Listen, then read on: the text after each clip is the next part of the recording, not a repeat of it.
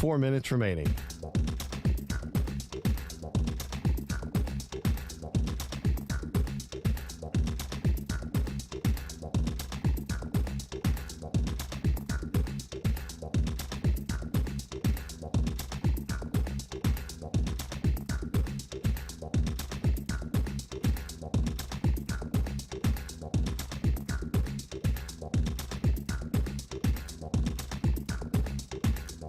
Three minutes, 30 seconds remaining.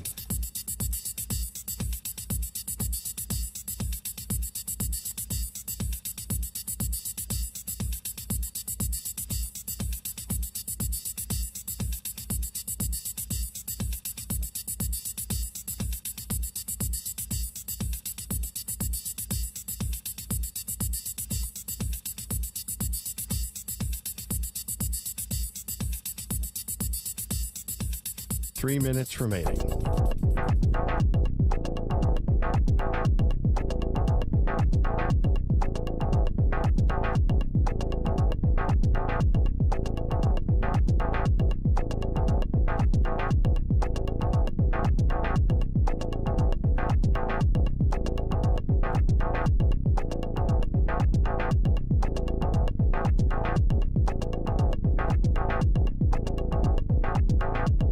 Two minutes, 30 seconds remaining.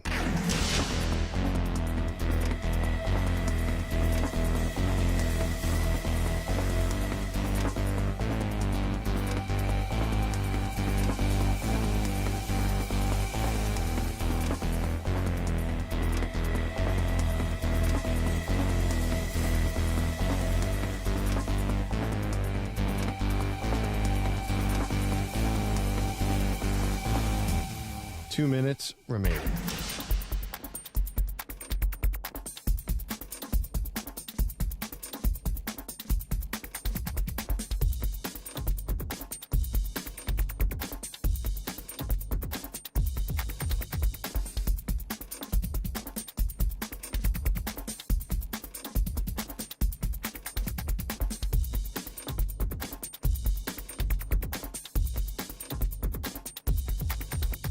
One minute, 30 seconds remaining.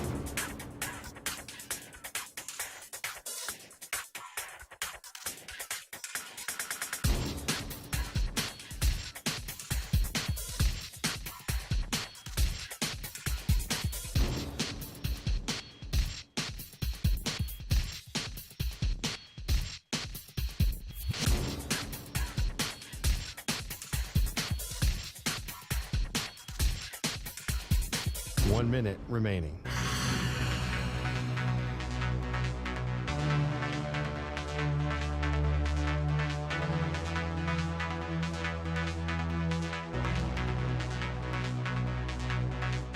Forty-five seconds remaining.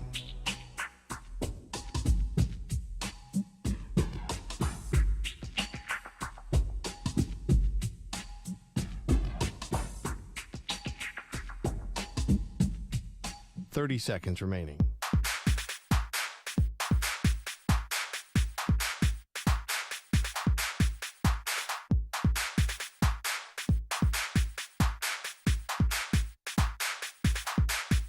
Fifteen seconds.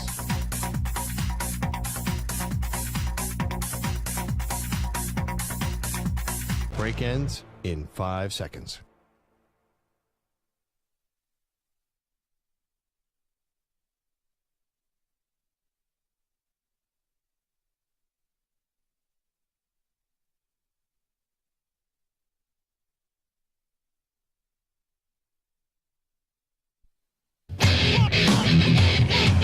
He's live. He's nationwide on CBS Sports Radio. This is the Zach Gelb Show.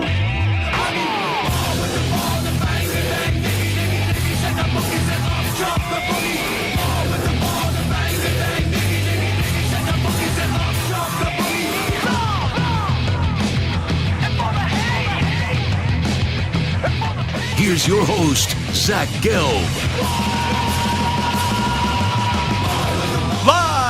From the place show yet not overly ostentatious studios of CBS Sports Radio here in beautiful New York City, sitting on top of the 10th floor of 345 Hudson Street. Welcome on in to a Football Friday edition of the Zach Gelb Show right here, but where else? CBS Sports Radio, across all of our great local CBS Sports Radio affiliates, Sirius XM Channel 158, the free Odyssey app, and of course streaming on YouTube, youtube.com/CBS Sports Radio. 855-212-4CBS, the number to jump on in, 855-212-4227. And you could always get at me on Instagram, where I'm straight flexing, or via the good old cesspool of Twitter, at Zach Gelb. That's ZACHGELB. Got Moist Mike and Stuart Kovacs rocking and rolling with me all the way up until 6 p.m. Eastern, 3 p.m. Pacific, by the way.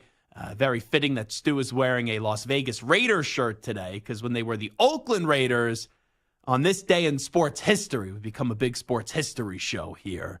The tuck rule did happen, where Tom Brady had the best incomplete pass I've ever seen, and that did spark the New England Patriots dynasty. And I guess you could say Brady is sort of like an owner now in Las Vegas. I don't think that's ever become official yet, but look how it happens all these years later. Brady with the Raiders, a hero, hopefully in the making with the Raiders after having his legendary run start up against the Raiders, where Charles Woodson and John Gruden are probably still crying about that to this day. The reason why I said, by the way, as Gregg Williams is going to join us top of the hour, Ryan Horvat at his weekly Football Friday pick spot at 5:20 p.m. Eastern, 2:20 p.m. Pacific. The reason why I said this is the Zach Gelb Show is we had Mike Florio on yesterday, and Mike Florio drops this bombshell of a piece of information with us, how he's like heard some things that it's on the Chiefs' radar that Andy Reid could be retiring at the end of the season. Like, they wouldn't be shocked if it did happen. So we put that out. You know, obviously when it's said on this show, it goes viral. All these shows are talking about it today. People are writing about it.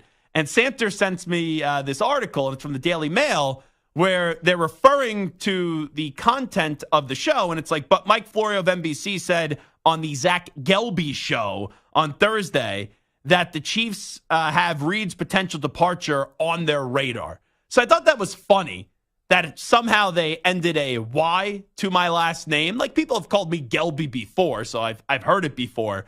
But I've never said on CBS Sports Radio that this is the Zach Gelb Show.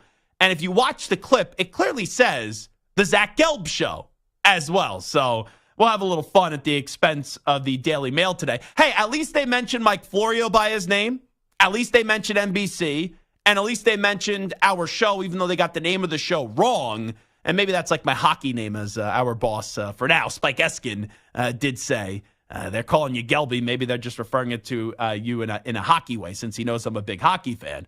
But there are some other networks, you know, cough, cough, Fox Sports Radio, that did like 2 hours of content today on this Mike Florio report on our show. They never mentioned Mike Florio's name while talking about it, nor did they mention the name of our show. So I always find that funny when you have like these other radio companies, because they're probably just annoyed that they couldn't get that piece of information or they couldn't get that guest on, which is not that tough to do. And they didn't provide that content, so they have to use our content to make content on their show, which I appreciate. I like that. Like, I've never been someone that goes, oh, we'll never talk about the other networks. We'll never talk about the other shows. I think it's a real petty game. But when you are like Jason McIntyre and you are filling in for the great Colin Cowherd, and it is on his show, and I like Colin a lot, and, you know, I know people that work for Colin, but when Jason McIntyre is doing basically 2 hours on this, and you don't mention us, and you don't mention Mike Florio, and you refer to it as like an NFL reporter, it's like, did you actually watch the clip? Or are you not allowed to say it? Like, is that an edict coming from your management? I don't know. But in the large scheme of things, it's not that big of a deal. But even when people do mention us by name, they end up getting our name wrong. According to the Daily Mail, we are now the Zach Gelb Show on Is the CBS chat Sports now Radio. known as the Gelbies? I don't know. Do we need to have yearly awards called the Gelbies? The Gelbies. Should we put fake names on some of those awards so we can get more trophies to people? Did you see that with the ESPN? We have never talked about that. So I guess if I'm reading the story correctly, or if I understand it, because I didn't read the full story, I'll tell you, just be fully transparent. So ESPN, when they were submitting Emmys, nominations, because they wanted more trophies, because I guess talent didn't get the trophies, they would make up like fake producers or fake screenwriters who ever get the trophies. And I was watching Desmond Howard say that when they came to go get his trophies and they found out that Lee Corso had his trophies taken away, that's when Desmond Howard's like, you could take all the Emmys. They now mean nothing to me. And I'll give credit to ESPN on that College Game Day set, which I still think is a phenomenal show. And I'll give credit to Fox, since Fox doesn't want to mention us either. I'll at least mention Fox. I give credit to Fox on the TV front that their college football show, their pregame Big Noon Kickoff, is absolutely phenomenal. And it's done a great job up against College Game Day. And now you have two alternatives in the morning to go watch when you're gearing up for a big college football Saturday. But I do like how ESPN, even when Lee Corso is slowing down and he's getting older, just the respect that the guys on that panel have for Lee Corso, where they truly do look at him as if it's like a father figure or a grandfather figure, whether it's the way that Kirk Herbstreit interacts with him or with Desmond Howard as well. I thought that was pretty cool audio from Desmond Howard. And it was on the pivot, by the way, that he revealed this. I want to give the proper credit. It'd be very disingenuous of me and hypocritical if I go, I was listening to Desmond Howard after just trashing Fox. And I didn't say where it was. But, yeah, Desmond Howard was on with our guys, Ryan Clark, Fred Taylor, and Channing Crowder on the pivot. And he said that's what really set him off.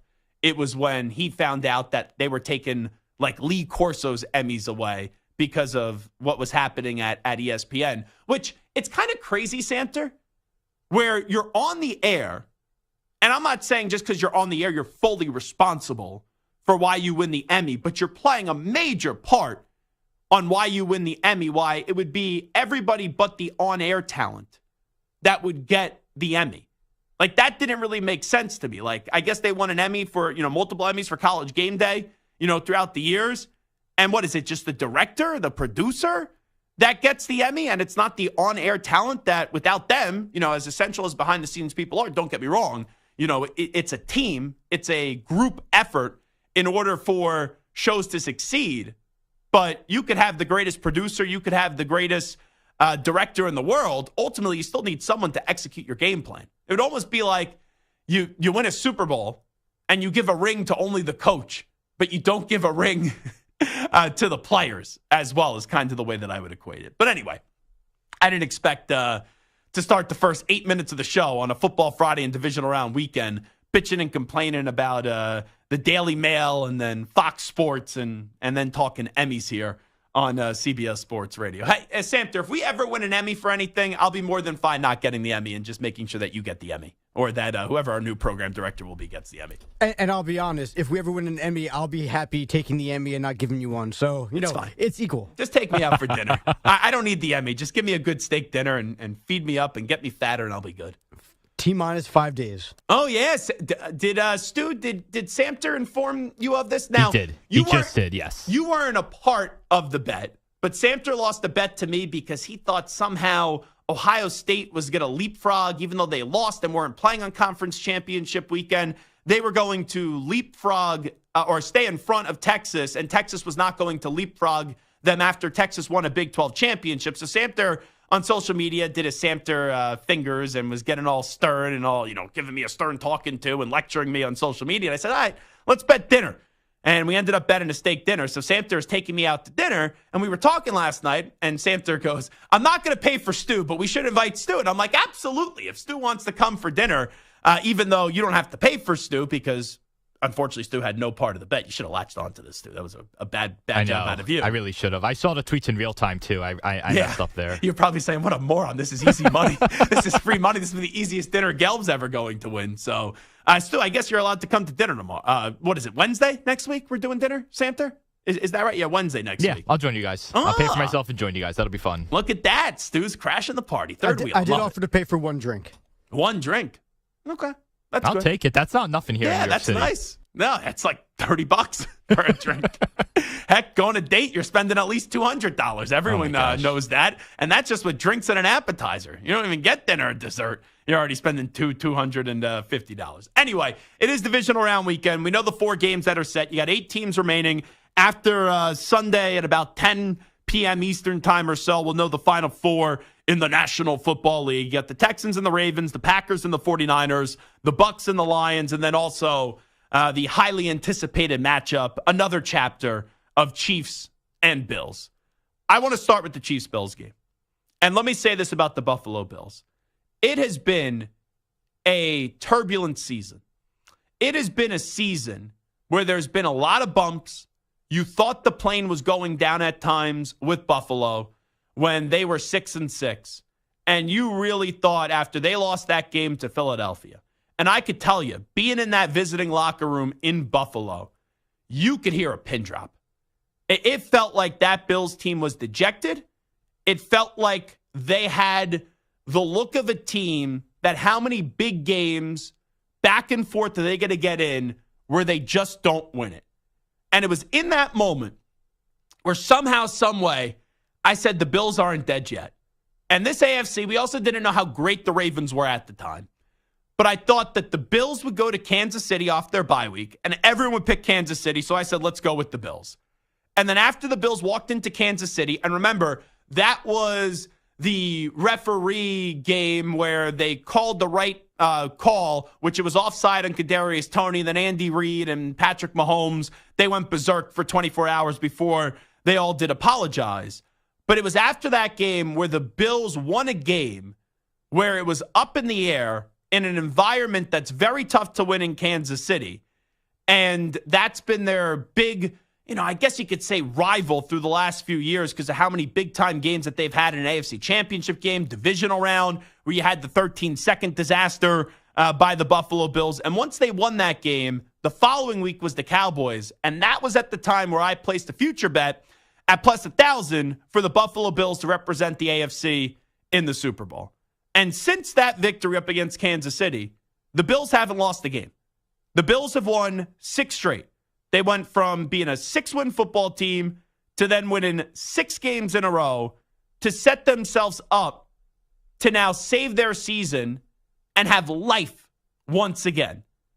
And even though it wasn't always pretty down the stretch, like they didn't play a great game against New England, they didn't play a great game up against the Chargers, they found a way to win the games that they needed to. And we saw last week up against the Steelers, right? They got ahead in the playoffs, and then the Steelers got back into it. But when they needed to, Josh Allen stepped up and delivered. I know there's no Gabe Davis in this matchup, and the last time these two teams met in the playoffs, Gabe Davis had like 4 touchdowns, and he had a sensational game, and it was a game that they should have won. But you had the McDermott decision to not squib it. Then the defense broke down. Kelsey eventually won the game in overtime.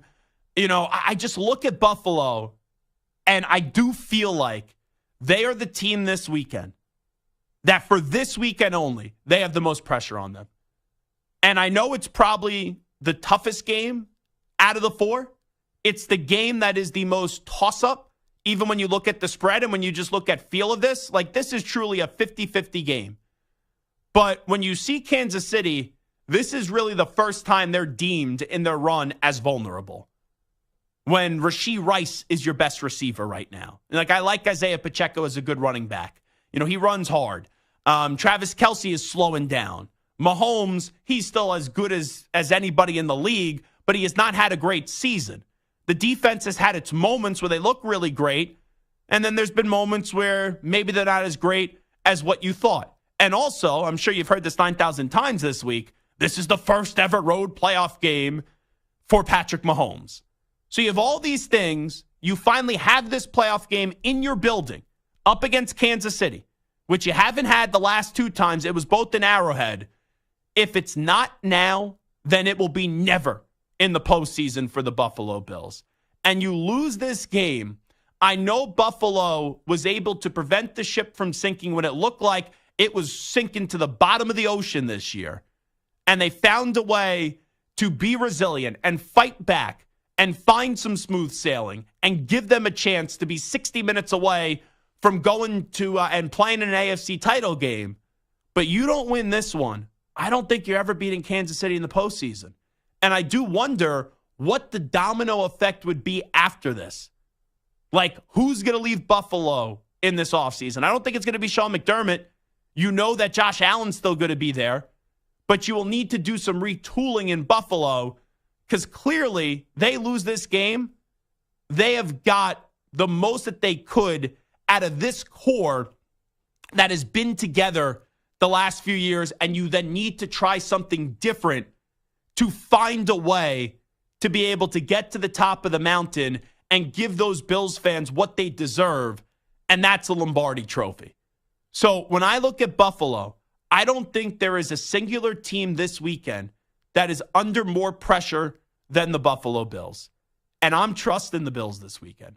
I'm backing the Bills this weekend. Not only on the air, but off the air.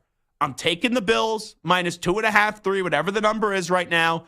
And I think the Bills beat Kansas City in a game that's going to give you heartburn, in a game that's going to have your stomach twisting and turning. I think this is coming right down to the wire. And the Bills in their house with Josh Allen are going to defeat Patrick Mahomes and the Kansas City Chiefs by a final score of 24-20. Samter, who is somewhat of a Chiefs fan after being a Jets fan for what? Like, how old are you, Samter, by the way?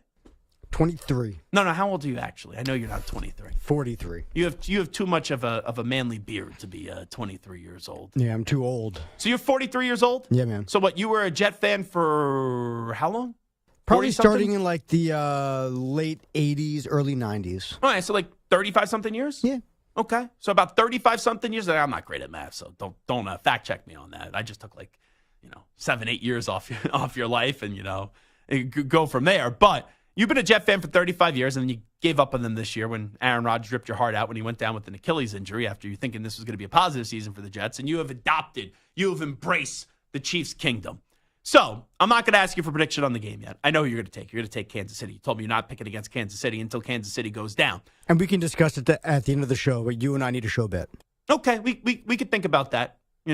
Let's. I don't want you. I want to make sure you pay off your first bet, so I don't have to go higher. Reservation has been made. Yeah, I know, but I got to make sure that dinner actually happens, because the last thing is I need to call some of the Italian side of my family that maybe have had some connections in the past to take care of Samter, and maybe we'll have a producer position opened around. Are you threatening here. my kneecaps? No, I'm not saying anything. Or my life? I'm not. I'm just talking in general terms. I'm just having fun Over on a steak? football Friday. Oh, man. I just got to make sure. I got to get my collections. I got to make sure that you're paying off your debt that you do owe me. We don't want you to get into too much debt. I mean, what's steak plus the vig? I don't even know about that. Is that a side of cream spinach? I'm just saying. You got to make sure you pay off your first bet before you make the second bet. We are responsible gamblers here on the Zach Gelb Show on CBS Sports Radio. But I want to ask you this. I believe the Bills have the most pressure under them this weekend. Do you agree or disagree with me without saying the team? I just want to know, do you agree or disagree with my take that the Bills have the most pressure on them this weekend? I think in our few months of officially working together, you know the answer to that question. Just in general, I disagree with most of what you say, and I absolutely disagree with your take here.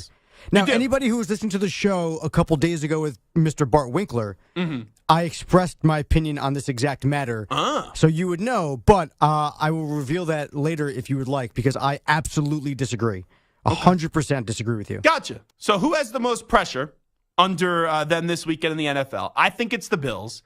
Samter thinks it's somebody else. We'll find out who he thinks it is when we return in about 5 minutes. But what say you? 855-212-4CBS. 855-212-4227. Bills got to be the team under the most pressure this weekend. We'll find out who Samter says next. And also, I got to get into a little Alabama talk. Alabama.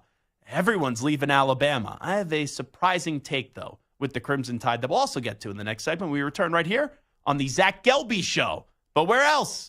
FS1, right? Know my name. Know my name. You could say it too. Well, guess where we are? We're on CBS Sports Radio. You're in a 5-minute break.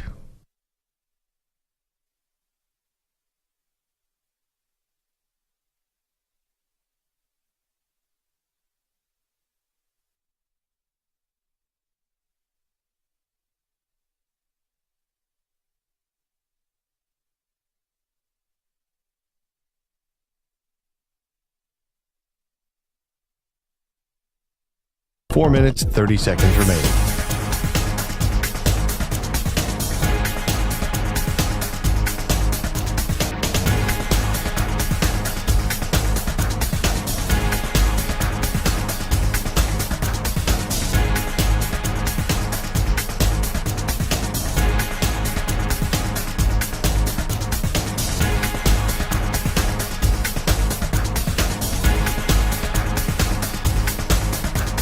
4 minutes remaining.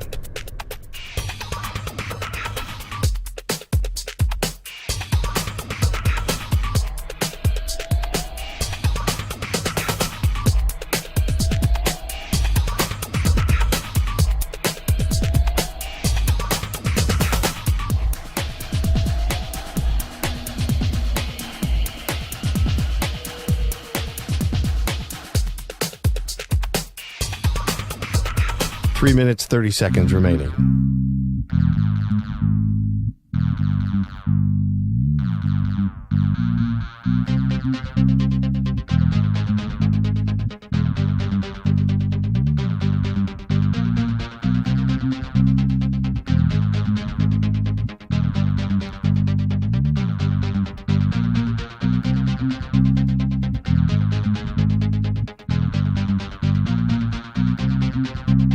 Three minutes remaining.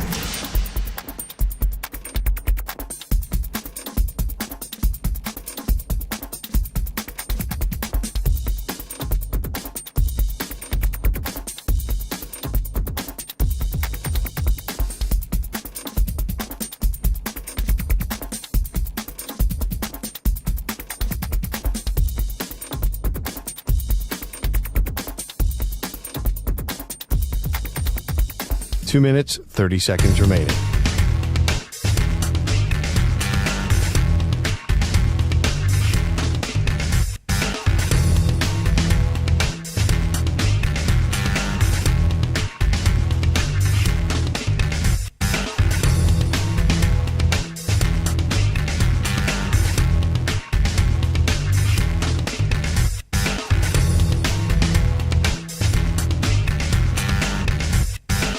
Two minutes remaining.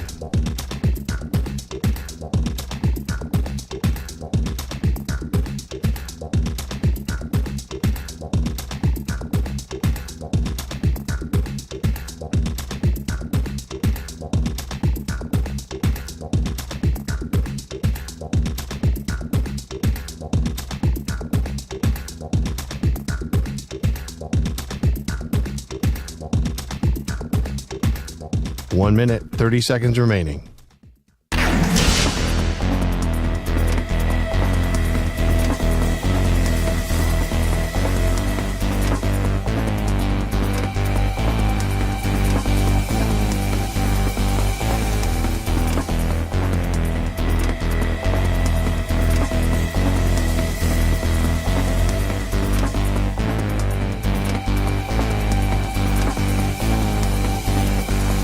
One minute remaining.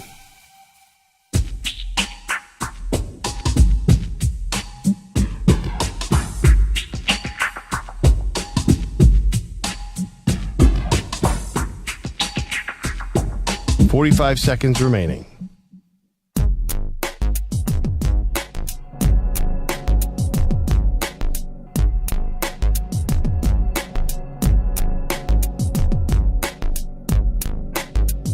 Thirty seconds remaining.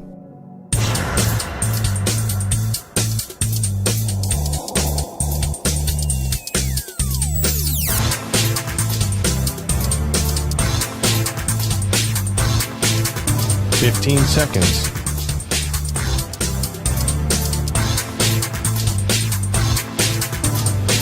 Break ends in 5 seconds.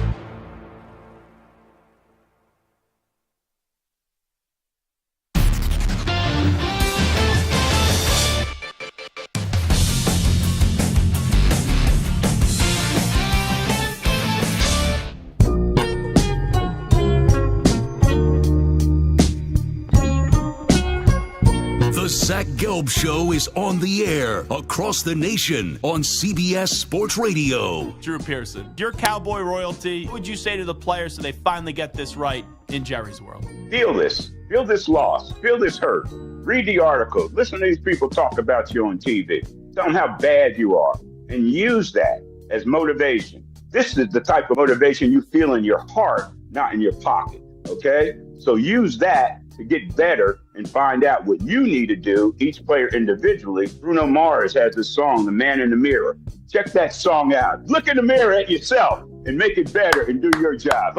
Here's Zach Gelb. You can stream the NFL on Westwood One for free, sponsored by AutoZone. All season long, you can listen to every Westwood One broadcast of the NFL live on the NFL app by asking Alexa to open Westwood One Sports or on the Odyssey app. Get in the zone, AutoZone. AutoZone's free battery testing and charging is available for free at your local AutoZone. Get in the zone, AutoZone. Restrictions apply. I believe the Buffalo Bills are the team with the most pressure on them this weekend. It's now or never. You don't beat Kansas City now in the postseason, you will never do so. And then you seriously have to rethink some core members of this team to try to get you over the hump so you don't waste the window that Josh Allen does have in the NFL. All righty, 855-212-4CBS, 855-212-4227. Let's start things off. Pat in Pennsylvania, first up on the Zach Gelb Show. Pat, what's shaking? Excuse me, my bad, Zach. Thanks for taking my call, the Gelby Show. Look, being your producer, man, we see things the same way. And I got to break it down to you like this. There are 4 teams in the playoffs now that have exceeded or reached expectations. The Bucks, the Lions, Houston, and bear with me, drawing a blank right now. The Packers? So, right, exactly. So eliminate those 4. The other 4 you got are, like you said, the Bills, the Chiefs, the Niners, and the Ravens. So with that being said, look at the team that's got the most wins in the AFC over the last 3-4 seasons. Quarterback just signed a big deal over the offseason. Coaching staff is going to get absolutely poached this offseason. That's the Baltimore Ravens. The Baltimore Ravens have a quarterback who's already seen the top of the mountain personally in his own achievements, winning the MVP, signed a big deal. They finally are somewhat arguably healthy going into this postseason. But, Pat, let me ask you this. Do you think that the Ravens are actually in danger of going down to the Houston Texans this weekend? That wasn't the question you posed going into the break, Zach. No, I'm just asking you, though, because the way that I said it was for this weekend, the team, and thanks for the phone call, Pat, and it's a fair point. Like, the Ravens going into the postseason are the team, them and the 49ers are the 2 teams that have the most pressure on them. Because if the Ravens don't get there, disappointment. The 49ers don't get there, disappointment. Because all year long we've been begging for some stability to catch up with the 2 best teams in the NFC and the AFC, the 2 best teams, and no one's been able to do that. And what I said to start the segment, after we trashed some people, was that for this weekend, I think there's no team under more pressure than the Bills. And I stand by that. So, Santer, let me ask you this. When you look at pressure with the Ravens, make your argument as well with the Ravens, because I won't disagree with Pat and I won't disagree with you that when you look at the playoffs, yeah, there's an enormous amount of pressure on the Ravens because of the fact that I think Lamar gets an unfair rap sometimes in the postseason, but he's now going to win 2 league MVPs, and he has done so much. It's kind of like Giannis Antetokounmpo territory. When you've won all the MVPs already, it's now, okay, will you win a championship, especially when we're in a society that is championship or bust, and that's how we really just determine a lot of people now. It's unfortunate, but that's how it is. And I think you're basically making my point for me. Here's Lamar Jackson about to win his 2nd MVP. Their most memorable playoff experience was being the 1 seed and losing to the undermanned Tennessee Titans, who we now realize their most memorable playoff experience was going to Tennessee and coming on back and winning that game before they lost the game to Buffalo. That was their most memorable. That's the one game they won. Right, but like for the majority of people, when you think of the Baltimore Ravens and the playoffs, you think of that loss to the Titans. Okay, right? That is fair. Okay, you see, I don't mean positive memory. Yes. I just mean most memorable. That's the one that stands out. When you say memory, that triggers to me in a positive way, like a memorable moment. No. But that is fair to look at it that way. When you look back at them, yeah, Derrick Henry throwing that jump pass touchdown is probably the most memorable thing, even though it's a negative memory. Or the Taron Johnson, I know he got hurt in that game, but he threw the pick 6 to Taron Johnson in Buffalo. That was like 100-and-something yard return or whatever it was. But yeah, no, continue. So my point is, when we think about the Ravens and their playoffs, we don't think about a win against the Titans we think about their failures. that Lamar Jackson has not been able to do it in the playoffs. All right. Now, Josh Allen, say what you will, he has excelled in the playoffs. They've lost really close, tough games, right? There was the playoff OT against the Chiefs where they just didn't get a chance to get the ball again. Then there was the 13 seconds, right? So there's been a same game, yeah. Was that the same game? Yeah, they didn't get the ball in overtime. It was at 13 seconds, yeah. Well, and the Chiefs scored a touchdown anyway in overtime, so it wouldn't have mattered because the team that scores a touchdown, it wouldn't have mattered anyway. But we just remember Josh Allen having these great games, playing well, and then just losing tough games. So it's not like he hasn't performed. It's not like the Bills haven't played well in the playoffs. They've just lost to better teams. The Ravens have played poorly. The Ravens have struggled. Yeah. The Ravens have had the 1 seed and fallen short. The Bills were not that. This Bills team right now feels like they're playing on like borrowed time, that they're kind of the wild card. They're kind of just like, they were counted out, they got hot, but the expectations, maybe because we counted them out so early on, there weren't high expectations. They're 2.5-point favorites at home in this game. The Ravens are 9.5-point favorites. If the Ravens lose, the questions about Lamar Jackson and his ability to win and lead to a Super Bowl are going to never go away again. And unless you know what's he wins crazy? the Super Bowl. I if think Josh Allen loses, if Josh Allen loses this game, but it's close and he plays well. And he's got to win this game. He's got to win this game. If they lose and the Chiefs play well and he plays well and it's just a close game and they lose, people will say, okay, you know what? The Bills had a really rough year, but they came back. They were resilient. They lost another tough game against a great team. No. And the people will look at Lamar Jackson and say, he just can't do it. I'm not disagreeing with you that the Ravens losing would be a bigger deal than the Bills losing. But I don't think a lot of people believe the Ravens are losing to the Texans. So that sets up a different conversation. But, which also means hold on a second. You got to let me finish the point here, Samter. Jeez Louise. But for the Buffalo Bills, this is the first time you get the Chiefs at home. This is on your turf. It's snowing in Buffalo right now. You have people shoveling out the stadium to make sure that everything is good right now. This is your, I'll say it's their best shot. It is their best shot to get it done because there's no Tyreek Hill. Kelsey does not look as great as he once was, and Mahomes is still this ridiculous force, but this is their best shot to get the job done. The only other thing is with the Ravens, too, I find it crazy. Like, if you take a guess, just take a guess. What do you think Lamar Jackson's playoff record is? Just take a guess. 2-3. He's 1-3. There you go. It's so even in worse. a 4-game, hold on. But in a 4-game sample size, when that's 3 postseason runs for Lamar, because 2 of those games were in 1 postseason, everyone's saying this guy can't get the job done in the postseason. It's crazy how quickly we're ready to, when this guy has exceeded all expectations in the NFL, how quickly we're ready to say he can't win. Now, going off of that, I haven't thought about it this way until now. In the AFC, you are right. Overall, to get to the Super Bowl, there's no more pressure than on the Ravens.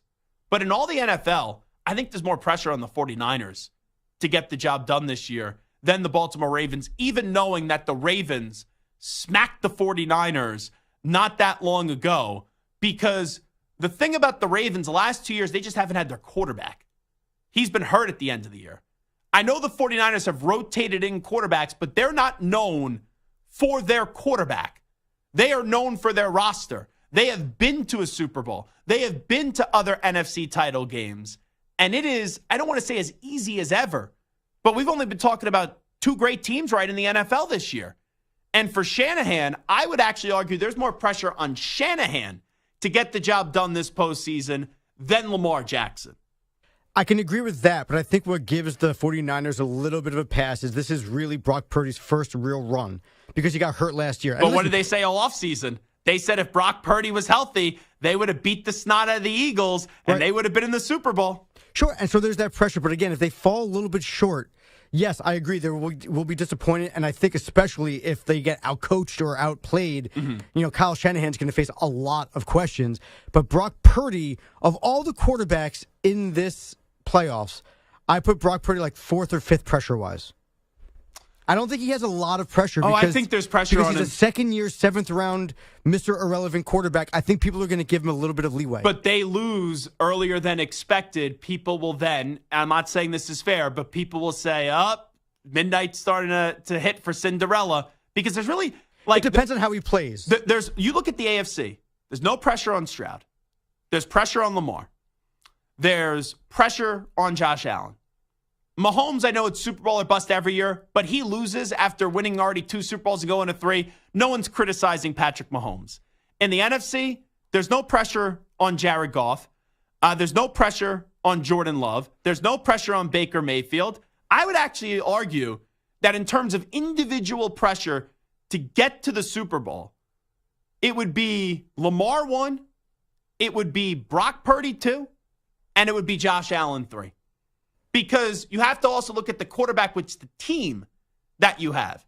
Now, that's just under individual quarterbacks, but still, no individual person in the NFL this year, after the 28-3 collapse, the collapse up 10 in the Super Bowl with 7.5 to play, and then having a great team, and all offseason long, your players said if they had Brock Purdy healthy, they would have won. I don't think there's any more pressure on any individual this year to get to the Super Bowl. Not this weekend, just get to the Super Bowl. Than Kyle Shanahan. All righty, let's take a time out. This is Zach Gelb Show on CBS Sports Radio. We'll come on back. We'll chat some Alabama. And we have someone on the line next that I thought there was a chance. This guy was getting a little bit scared about his football team. But he's going to make another appearance on the show. He is popping back up from the dead. I thought after his team lost to the Ravens, we weren't going to hear from this guy ever again. But here they come out of a bye week. Ryan in Santa Barbara's on the other side, and he's ready to probably talk some smack and make some takes that are going to be really energetic. Update time, Richard Ackerman. CBS Sports Radio. Sports Flash. Well, the Astros have made a big move to fortify their bullpen, signing 3-time All-Star reliever Josh Hader to a 5-year deal worth $95 million, the largest that Jim Crane has ever given out. Since taking over the Astros, there wasn't much left in the starters market, but he was among the best free agent pitchers, certainly still out there, and will be a big-time addition to the back end of the bullpen. There may not have been a quarterback with more pressure on him this year than Jordan Love, who finally got his chance to take over the Packers after they had moved on from Aaron Rodgers. The ride may not have always been smooth, but right now the overall picture has been a very good one, and that includes a playoff victory. And now he's trying to build on it against the top team in the NFC and the 49ers tomorrow. Everyone was flowing, offensively, defensively, special teams. Everyone was executing at a high level, and it was able to make it seem almost easy. But I think it's just everybody's locked in. Love has 21 TD passes and just 1 interception over the past 9 games. The Niners had beaten Rodgers and the Packers in the playoffs 4 times, including twice in the last 2 seasons. The Bills have ruled out Gabe Davis, but Terrell Bernard is still to be determined. I'm Rich Ackerman. Vegas, baby. Stay with Maggie and Perloff throughout the NFL playoffs all the way to Sin City. 24/7 on the free Odyssey app. Watch us anytime on YouTube and follow on your favorite social app. CBS Sports Radio.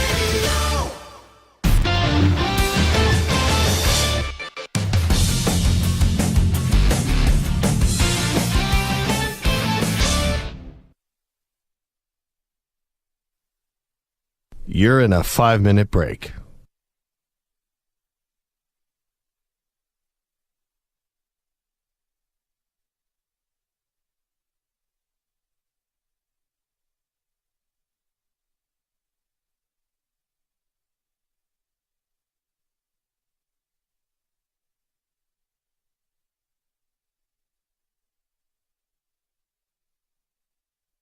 Four minutes, 30 seconds remaining.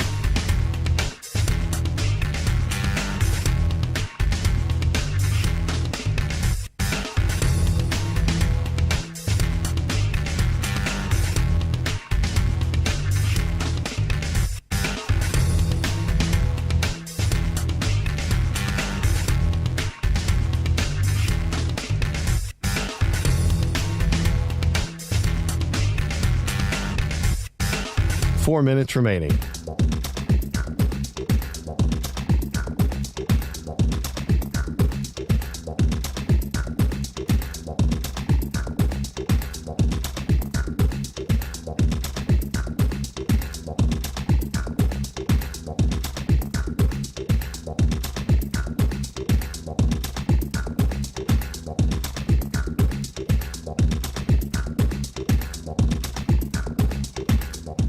3 minutes, 30 seconds remaining.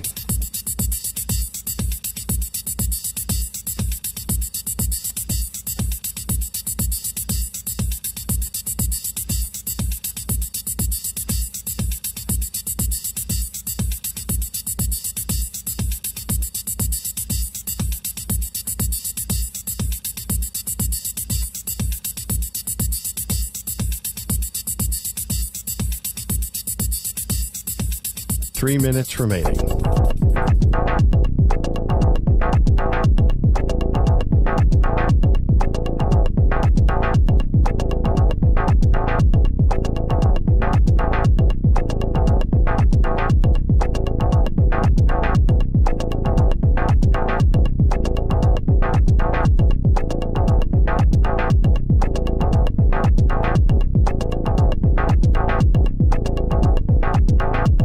Two minutes, 30 seconds remaining.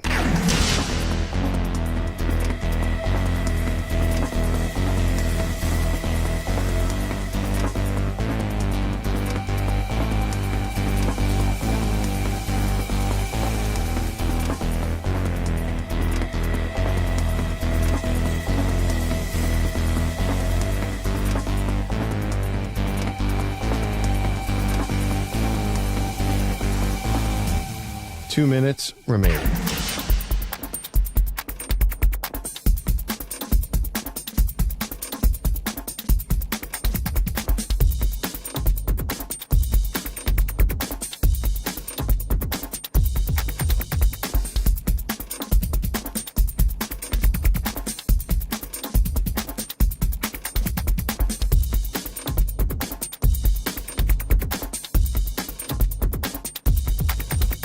One minute, 30 seconds remaining.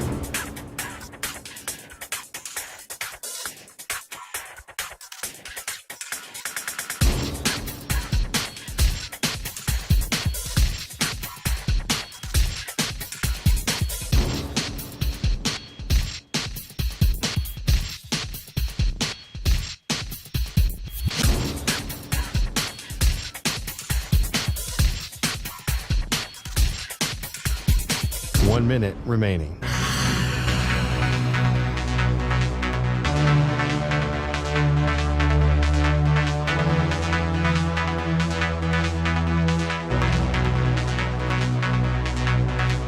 Forty-five seconds remaining.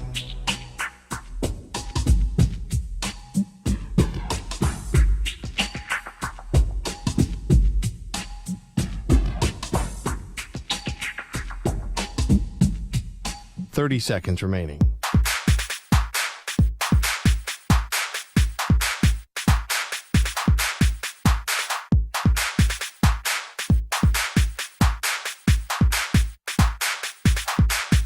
Fifteen seconds.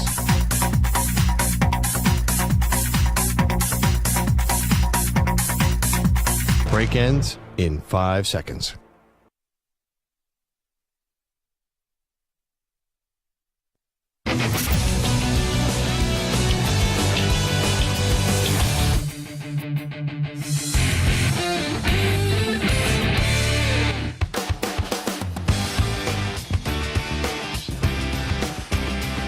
The Zach Gelb Show is on the air across the nation on CBS Sports Radio. You know who kind of Antonio Pierce reminds me of? Does he kind of remind you more so of Dan Campbell? Former player, rah-rah guy, leader of men. He's talking running backs and linebackers. Now, you got to eventually find your quarterback. But you see that philosophy. It's very similar to Dan Campbell. We're going to win in the trenches. We're going to bite your kneecaps off. We're going to kick your ass. We're going to take names. And we're going to win football games.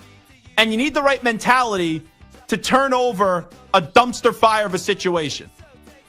Dan Campbell did that with the Lions. I am curious to see if Antonio Pierce can do that with the Raiders. Here's Zach Gelb. We have breaking news on the Zach Gelb Show on CBS Sports Radio. But first, it's time to Ask the Pros, where you, the listener, gets to ask us a question. And it's brought to you by O'Reilly Auto Parts. Simply tweet your question at CBS Sports Radio or at Zach Gelb using the hashtag #AskThePros. Be listening later in the show when we might answer your question. Think O'Reilly Auto Parts for all your car care needs. Get guaranteed low prices and excellent customer service from the professional parts people at O'Reilly Auto Parts. From Adam Schefter, from a Gelby to Shefty, Raiders are working to finalize a deal to hire Antonio Pierce as their head coach, per sources. Josina Anderson also had this earlier in the day, that you saw Antonio Pierce's agent walking into the Raiders facility. So as long as you cross the T's and dot the I's and you figure out the years and the numbers, this deal's going to get done, and Antonio Pierce is going to be the next head coach, the full-time head coach of the Las Vegas Raiders. When I get to my reaction on this, it's very simply this. The Raiders got it right. You could not walk away from this hiring cycle and say, man, I don't feel good about the direction of the Raiders, or man, they got it wrong.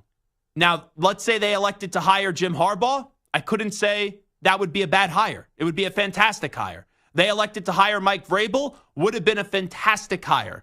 You knew that Belichick wasn't going to be on the table because of who was just there before Belichick as the full-time head coach, and that was Josh McDaniels and what their relationship is and will continue to be.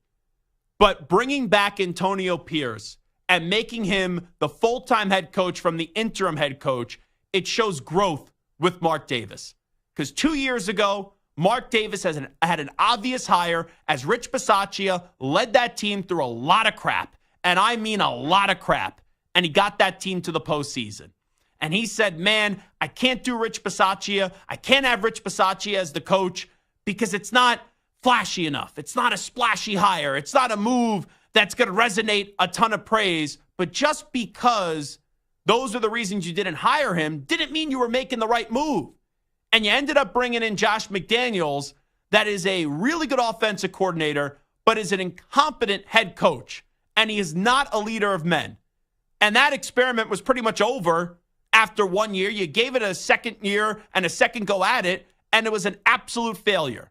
But Antonio Pierce showed enough and had the respect of the locker room that it would have made it very tough to get rid of Antonio Pierce, because he won games with the team that was not winning many games and had a bad culture, and instantly, in a snap of a finger, getting McDaniels out and bringing Antonio Pierce in and promoting him to being the interim head coach, it changed that team. And you didn't bring back Antonio Pierce. You did run the risk of Max Crosby, who said it would request a trade, and also, let's be real, Davante Adams as well.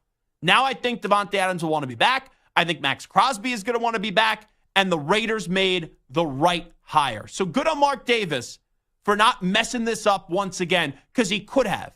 And I'm not saying Harbaugh would have been a bad hire, Vrabel would have been a bad hire. Both those guys would have been sensational, and I could not have knocked them. But the bottom line for the Raiders, they had to get it right. And I can't say bringing back Antonio Pierce and making him the full-time head coach is a wrong decision. All righty, let's go to Mr. Raider fan. Maybe he was expecting this news today with the fact that he was wearing a Raiders sweatshirt. And there's something about Stu. When he's wearing a little small Raiders logo, it means he's embarrassed. So maybe Stu was expecting positive news today. Stuart Kovacs, your reaction on your Raiders making Antonio Pierce reportedly the guy. I'm just glad Mark Davis didn't mess up this time, because that's what I was worried about. I'm so glad it wasn't some random hire, some guy with no experience. Yeah. You know, Pierce did a really good job when he interned. I think the key now is the offensive coordinator. They need to get someone who's experienced, who can call the plays. McDaniel's coming back? It's funny. I know that's a joke, but they need someone like him, someone with the experience that's proven that Frank Reich? Would you want Frank Reich? I think Frank Reich probably going to go into retirement, but someone like that. You want an experience? Yes. Maybe does the guy have to have head coaching experience? No, but just someone who you know as a coordinator in the past has had that experience and success. Okay. I think if they get that, maybe they draft a quarterback either with their mid-first round pick or with the second-round pick and then go from there, because they need the coordinator and they need a quarterback. And once they get those solved, then they could start, hopefully building something. So we'll get back into the Raiders in just a bit. 855-212-4CBS, 855-212-4227. I thought this guy that's on the line right now either was getting scared with this football team after they got smacked 33-19 up against the Baltimore Ravens, or he just went into hiding because we haven't heard from him in a few weeks. And he called us for a while, even sent us Van Leeuwen ice cream to the studio, which I do appreciate. And now the 49ers are back in the postseason. They're getting ready for another big run. We know the cockroaches of the Cowboys are eliminated. So now we're going to call this guy the cockroach of the NFL postseason. That is Ryan in Santa Barbara, who's going to spew a bunch of nonsense right now. Ryan, what's happening? Good afternoon. Good to have you back, Ryan. It's so nice to talk to you, Sampler and Stu. So nice to be on. Hope you are all well. Gosh, I can't wait till we crush the Green Bay choking Packers tomorrow. And I'll pick the 9.5 points. And,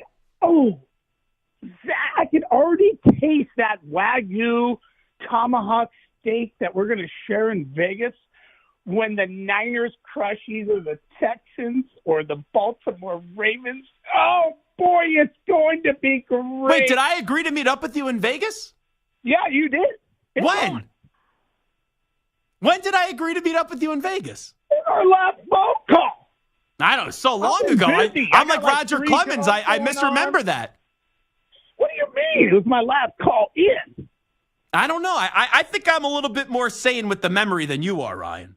You better just give me a pass to Radio Row when I get there because I'm coming in hot. I don't know if you want soft serve vanilla with some Oreo cookies. Fine, I'll bring it. That would be nice. That would be tasty. Now you know my ice cream order. I may need to hire a security guard for Radio Row. I may need to get a picture of Ryan in Santa Barbara and pass it out to the security. I'll send you one because it's a handsome one, an Italian stallion. Ryan in Santa Barbara. So you are predicting, obviously, the 49ers to blow out the Packers this weekend. Yes. I think you'll have to sweat a little bit, but you guys are going to win the game. We will. What happens if you welcome in the big bad Detroit Lions with Dan Campbell next week, ripping off your kneecaps? I like what they've done, but we're going to crush Dan Campbell and the Lions. You know that. Are you afraid of the Ravens? We're 100% healthy now. Mm-hmm. Look, Armstead is back. Are you afraid of the Ravens, though?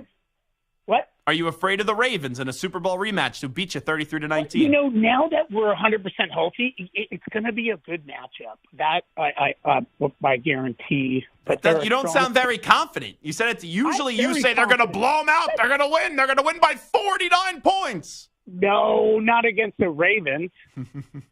They will against those donkey crushing Packers, choking Packers. Yeah. Wouldn't it be something? And Ryan, I got to let you run because we're up against it, but appreciate the phone call. I would absolutely love to see Jordan Love beat the 49ers this weekend.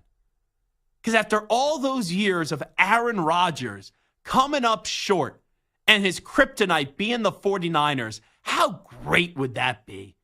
If next week, Ryan in Santa Barbara, and I don't think it's going to happen, but if he has to call back in with his tail in between his legs, another crushing loss for the 49ers in the postseason, and it's Jordan Love of all people, after how disrespectful he was to the go, Pack, go. Football gods, your buddy Zach Gelb here. One wish this weekend. Go, Pack, go, baby. Get him a victory. How fun would that be? I don't expect it, though. Gregg Williams joins us next. Zach Gelb Show, CBS Sports Radio.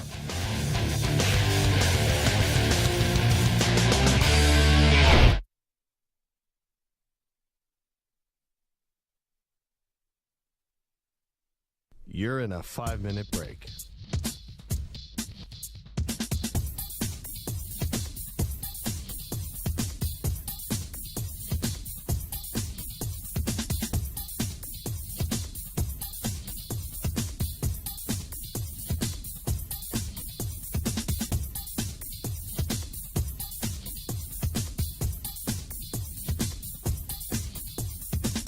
Four minutes, 30 seconds remaining.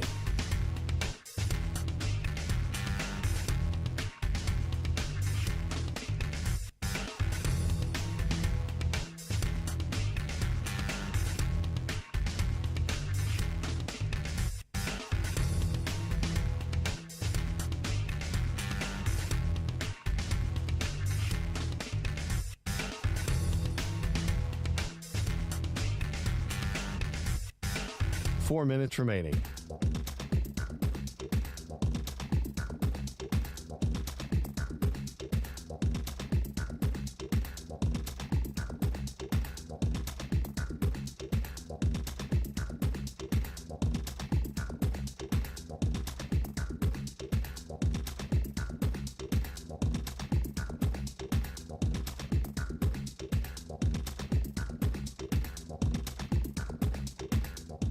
3 minutes, 30 seconds remaining.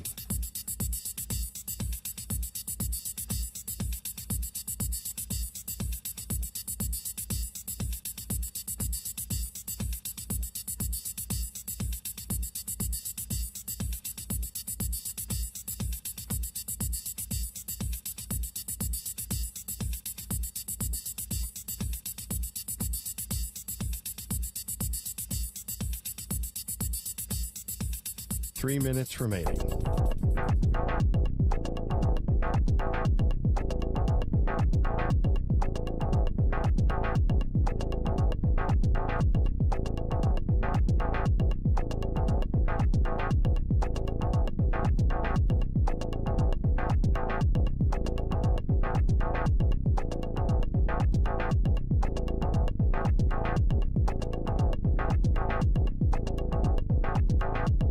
Two minutes, 30 seconds remaining.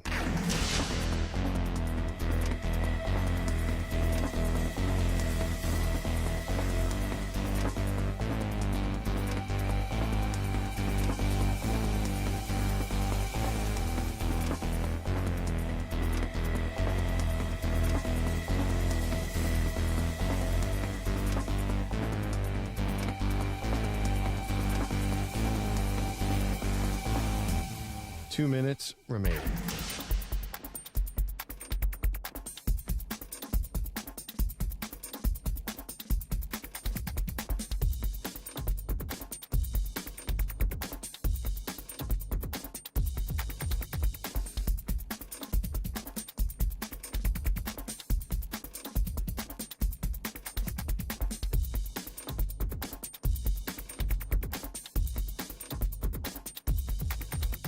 One minute, 30 seconds remaining.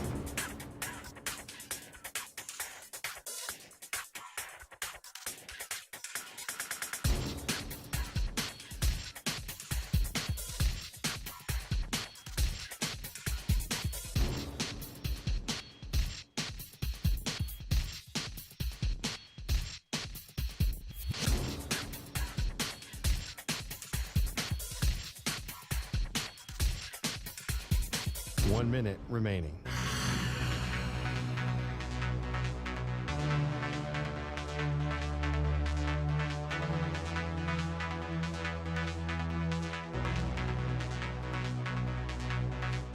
Forty-five seconds remaining.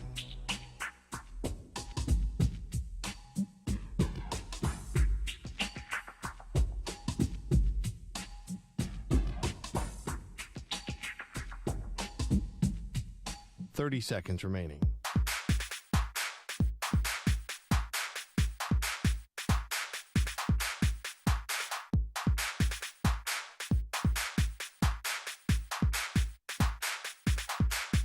Fifteen seconds.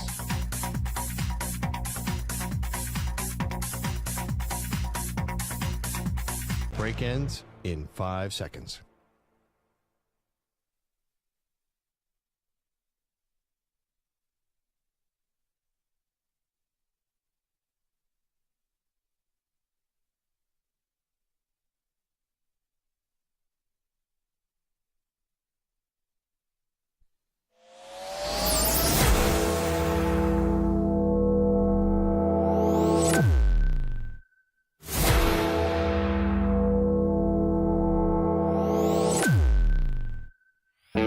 He's live. He's nationwide on CBS Sports Radio. This is the Zach Gelb Show. All righty, rocking and rolling. Hour number 2 of our radio program. It is the Zach Gelb Show, coast to coast on CBS Sports Radio. Busy football Friday with the divisional round games getting set to kick off tomorrow. We got 8 teams remaining, and we'll get to our final 4 once Sunday does conclude. Let's go out to the guest line right now. Welcome in longtime NFL defensive coordinator, had head coaching stints in Buffalo, and also was the interim in Cleveland. And Gregg Williams is kind enough to join us once again on the show. Greg, always great to have you on. Appreciate the time. How you been? Been good, Zach, and thanks for inviting me on. You guys do a great job for the fans, and it's important to do that. You know, I've talked to you before about that with my father-in-law, Mike Shannon, who passed away last May. He used to always poke me and say, make sure you're doing things for the fans. They love the game. Well, I appreciate you saying that, and thanks so much once again for jumping on board. I know you probably have seen this before, but it just did break that Antonio Pierce is finalizing a deal. He was the interim this past year for the Raiders to become the full-time head coach of the Silver and Black. I think you guys did have a crossover for 1 year in D.C. How do you react to Antonio Pierce appearing to get the Raiders job? I heard that right before we got online, and, I'm waiting for a confirmation, but for sure, I hope that. And I'm so proud of him. I'm very happy for him, and it also shows Mark Davis that, Mark, you're smart about doing that, not letting him get out the door. So I'm very, very happy for him, and couldn't be more proud of him. It does seem like we're moving in a trend here in the NFL where they're trying to hire a bunch of offensive-minded guys to be head coaches. Now, I say that knowing DeMeco Ryans, a defensive-minded guy, has had some success in Houston, to say the least, in year number one. But to see another defensive guy looking like he's getting a head coaching job, just what does that mean to you personally? Yeah, I think that's fantastic. And, it's about managing the game. It's about managing all aspects of the game. And, I was an offensive coordinator or quarterback a long time ago, special teams coordinator, defensive coordinator, head coach, all that kind of stuff but you got to be able to do the game. And if you're good enough, whether you're an offense or a defensive coordinator, if you're a defensive coordinator, then hire good people to do that part of the job. And even if you're an offensive coordinator, and I've talked a little bit about the fact of, do you have the ability to hire and manage a person so that you don't have to do the play calling? You're still on it. When I was the head coach here at Cleveland Browns for the interim, I was still involved with all that. I was involved in the game planning. I changed the playbook and did a lot of different things and eliminated a lot of the clutter and all that kind of stuff. But as a head coach, you got to be able to manage the game and manage all aspects of the game, and a good person can do that. And you had that experience, right, of being the interim like you were just talking about in Cleveland. Unfortunately, you didn't get the head coaching job. So to see Antonio rewarded with this, that had to be tough for you because you put in the work, right? You started winning games in Cleveland where you guys didn't win that many games, obviously, before that. And to just see Mark, like you said, make the right move, like you could have gone elsewhere, but to learn from what he did a few years ago, not giving the job to Bisaccia, I think it really just shows that growth in the Raiders organization recently. I do believe that. It does show the growth with the fact that, he let Richie Bisaccia get out of there. I think it does. And I could have stayed here. But the way that they wanted it structured behind the scenes, with GM ownership and all that kind of stuff, about meddling into things that they didn't need to be a part of, I basically said adios. And those are the things that you have to be able to do it. And the younger guys that are just looking for an opportunity, they allow that meddling to go on. I'm at that point in time in my career. I love being the coordinator. I love being a senior assistant, that kind of stuff. But if I'm going to be the head coach, I'm going to have final say, and that's just how it is. Talking to Gregg Williams right now. I got to ask you about Baker Mayfield, right? You know Baker from your time together in Cleveland. He's had to bounce around since Cleveland. Didn't work out in Carolina. Had a little bit of a run with the Rams towards the end of the season. But to see what he's done, stepping in place of Tom Brady in Tampa Bay to be in the last 8 teams standing, pretty remarkable by Baker Mayfield. You now hit another home run, with Antonio Pierce first, and now here comes Baker with the question. He's one of my favorite all-time players I've had an opportunity to coach, when I took over. And the first thing people need to understand about Baker, we're all really intuitive, high-level athletes. They can smell BS a long ways off, so a mile, 10 miles, 20 miles off. And Baker has great intuition. He's a very smart young man, and he quickly learned how much I knew and how we were going to go about doing things, and he bought in 1,000%. I am so proud and happy of what he's doing right now. And in fact, Todd Bowles and I had a conversation before he signed him as a free agent. And I said, Todd, you definitely need to sign Baker. And if he doesn't perform well, that's your fault. He has a skill level, but you got to make sure of how you're going about managing him, managing everybody else. And he did a great job. I thought Todd did a great job on who he ended up hiring, the young offensive coordinator, who's done a great job with Baker, too. I'm so happy, so proud for him, and look forward again for another shootout this weekend. I've always liked Baker Mayfield. Some people don't find him easy to root for, right? He gets a bad reputation. Why do you think that is? Because I never really understood that one. Because Baker doesn't put up with BS. Baker is going to be directly honest. And Baker, take a look at his teammates. Do you see how supportive his teammates are? Here's one thing if you're watching the game. Anytime you're watching the game or practices, do you see those offensive linemen do everything in the world to protect him? When Baker goes down, who's the first person to the pile to go over and make sure they help him up? Who is that? And it's going to be the offensive linemen. It's going to be the receivers. He has a synergy with everybody else. He is a teammate. He's not a person that's out there flaunting himself and doing things. And I see as he has grown, he's done a better job managing his expressions or managing his words in press conferences too. He's a really good young man, I'm telling you, and that's why his teammates support him. Yeah, I think it brings up a great point that you just made, Gregg Williams, because, right, that team went from being an average team to a great team with Tom Brady. And then you lose Brady, and you know how much Brady was looked at in that locker room, right? And people, right, it's the GOAT, it's the greatest quarterback of all time. That's not an easy spot for Baker to walk into, and it speaks to the type of leader that he really is, that right away from early on in the summer, those guys were praising the work that Baker Mayfield was putting in. No doubt about it. That's a great analogy. And even, at a lesser level, the great analogy of when Flacco came into the Browns. Yeah. And all of a sudden you saw the support from his teammates because they can smell it. They could tell right then this guy can help us. And wish he hadn't thrown those picks, okay, that he threw, in the game that ended up costing him. But people inside the white lines can smell, okay, and can sense whether you're a warrior that they want to go to war with. And Baker's done a great job with that, and I'm proud of him. Gregg Williams here with us. Since we were talking about the Browns, you just brought up the Flacco point. Do you believe, because it's now been a while, off the field problems clearly, then also getting injured as well, the suspension and all of that, do you believe Deshaun Watson can be a really good quarterback once again in the NFL? I think it's going to take a lot of work. But Jimmy Haslam signed $230 million reasons why they have to keep working with him. When you guarantee a contract, I know the other owners weren't very happy about all that. And you saw the price of all quarterbacks get driven drastically up in the air over that contract. But they have a lot invested in him. I do believe Deshaun is a very hard worker. But he's going to have to be able to stay healthy. He's going to have to be able to adapt. And again, here this past week, I was shocked that they let the offensive coordinator go, the running back coach go, the tight end coach go. So you see there's some type of a morphing going to be going on with who they bring in to take those positions. And I would not be shocked if it's somebody that has coached a style of offense that Deshaun has mastered and done well in.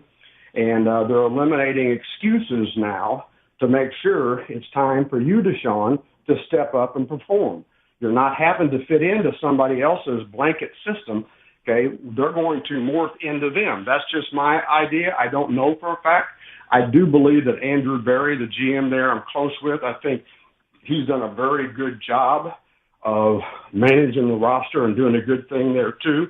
So they need to get healthy, but I think you'll see more of an offensive identity that is more complementary to what Deshaun does. Talking to Gregg Williams right now. So Jordan Love was sensational last week. C.J. Stroud as well. Both in their first playoff starts, they get victories. And now the Packers play the 49ers, tough defense. We know the Texans play the Ravens, tough defense. If you were going up against those young quarterbacks, what would you try to do, though, to throw a Jordan Love or a C.J. Stroud off their game, who are both rolling right now? Well, I think the Packers did a good job, and I think not enough credit's gone to Matt LaFleur on what they did game plan wise. And I have a lot of respect for Dan Quinn too, but Dan didn't do a lot of package matching. I don't think very well in this last game because, as you saw, the Packers do quite a bit of 2 and 3 tight end type stuff. They were playing more of sub packages. The Cowboys were with 5, 6, and 7 DBs in the ball game, and really 6 DBs for an awful lot of it. And they were just getting the ball, run right up parts of their body. And you can't do that. You got to match personnel. You got to make them check to the pass game and all that kind of stuff up. And they were able to run the football and do a good job with that. And I think both Jordan and CJ have done a great job of managing the game, limiting turnovers, or what I call giveaways, okay, and make the field position be as long as possible for the opponent. And you can't have giveaways in playoff games and where points get put up on the board also with a pick six, okay, and those type of things, it's hard to overcome because the talent disparity in playoff games has shrunk drastically over some divisional games that you're playing in your division. So I think they did a really good job with that. And here's what I would say. I would say that the number one thing, especially CJ, because Jordan's seen a little bit more in his tenure in the league, you have to change the pre-snap look that he's taking a look at and change into post-snap looks. And I think that's one of the things that Steve Spagnuolo is doing a better job than a lot of people. And he and I are both the older coaches in the league, and Belichick understands that too. But you can't let the quarterback understand what you're in before the ball's snapped. You got to make sure he's got to figure out when the ball's snapped.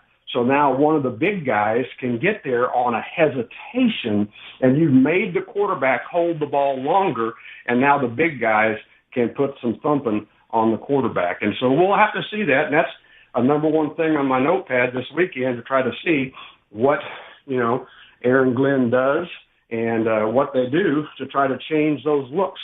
And Steve Wilkes is going to do that at 49ers to change the looks to make those guys make post-snap decisions.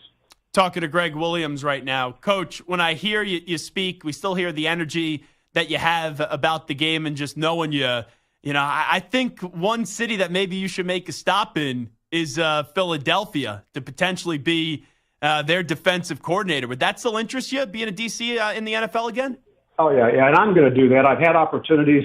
For 42 years, I never had a chance to be around my family. So my contract was extended, and I had time on my contract, and I spent some time around my family, which is outstanding. And then, Dwayne "The Rock" Johnson, I have a lot of respect for and love to death. I helped him and have been helping him get the XFL, now the UFL started. So I did the D coordinator job at DC Defenders, the Washington DC Defenders. But yeah, and there's quite a few people, a lot of people, reaching out to me right now. And with the right people, the right situation, yes, I am going to get back in it. And I think because of the time I've been around my family, they want me out of the house too. How would you try to fix the Eagles defense right now? Because it was shocking. They were 10-1, right? That team looked like they were going to be going back to the Super Bowl, and the entire team just collapsed down the stretch. Here's what I would say.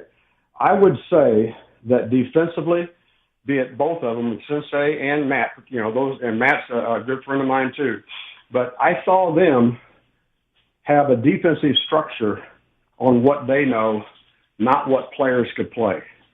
Each and every stop that I've been at, I've had to change the structure of what we're doing defensively to fit the players that are playing. And if you don't think that all of a sudden your number one corner goes down during the game, your number one defensive end goes down in the game, somebody gets hurt in the game and the next man up, that you have to change, you got to change to protect those guys within a game, whether it's a game plan or whatever. There has to be more of an understanding of where they're at in the secondary. And people want to be ripping everything going on there in the secondary, but those guys can play certain aspects of coverage. And how are we identifying that these are the types that they're going to do? And then how also do you help them by, again, when I say, you're not going to know what we're doing pre-snap. You're not going to know, that guy, that's the guy I want to pick on anyway. You don't know all of a sudden maybe he's getting double help. Maybe he's getting rolled over the top. Maybe somebody else is coming. And those are the things I've been able to do now that I've coached 2,500 NFL players, and over 1,000 of them call me on Father's Days every year, so I must not be as big a prick as everybody says I am. Absolutely love that. It's also the tackling in Philly. I've never seen. Oh my gosh! Yeah, go ahead. Hey, it was terrible. You better not have a sound. I'm at my son's house up in the Cleveland area, and he's got a beautiful theater room. and they got to take the grandkids and everything out of the house because they hear me in the basement screaming and yelling at poor tackling and drop passes. Nothing more pisses me off than when I see a poor tackling individual or a person who can't catch the ball. And I tell the guys all the time, in a funny way, but I say what I mean what I say. It's now time for you to go up and sell beer in the stands because you can't play. It's absolutely awesome. Gregg Williams here with us. A few more with the former head coach and also soon-to-be defensive coordinator again. Everyone this week and what we do, it's been the Eagles, it's been the Cowboys, and why they've lost. Looking at the Cowboys' offense, I know their defense struggled immensely, but Dak has been such a lightning rod as a quarterback. Let's say you're game planning up against Dak. What do you see out of him that would maybe keep you up late at night, or is it just, hey, he's a good regular season player, but come postseason time, he just can't get the job done? No, I think he's an outstanding player, and I think Mike has done a tremendous job on how he's adapted to things that he knows. He's not doing the same things he was doing with Aaron Rodgers. He's not doing the same things he was doing with Brett Favre. He's not doing all those things. He's adapted to what, within their verbiage, within their style of play, to what Dak can do. And I thought he had a hell of a regular season. Now, I will tell you, the Packers defense hasn't been very good. But I will tell you that Joe did a really good job on changing and tricking a couple of pre-snap looks that caused Dak into throwing picks. And he hasn't been doing that. And those are the things, too, that you have to do. You've got to change that look. Dak is a great processor of information. And I've known him since, they first drafted him, and gone against him in practice and all that kind of stuff. And we used to practice together at some of the teams that I've been on. He's a really good quarterback. And the next step will be, taking him to that next level. But it was unfortunate on the giveaways, and it was unfortunate, on some of the matchups that happened defensively. And again, it was just a couple of head-scratching things that I saw, on some coverage busts there too, on defense. He's Gregg Williams. Gregg, always appreciate the time. Best of luck and with the future, and good health to everyone in the family. Thanks for doing this. Well, thank you, Zach, and I appreciate that. And I really do believe that you do a great job with the fans. I'm going to do this podcast with Hader, FFL, in Washington, D.C. tonight. And if anybody wants to have a good time, you can get online, YouTube, online, Valley Sports, and watch Come Get Some, which is the podcast and TV show that I'm doing with my son. And sometimes I have to, he has to put a hand on me to censor me a couple of times. Absolutely love it. Coach, thanks so much. Appreciate it. Be well. You too. Be safe. There he is, Gregg Williams, joining us on the Zach Gelb Show on CBS Sports Radio. We'll come on back after these short messages. You're in a 5-minute break.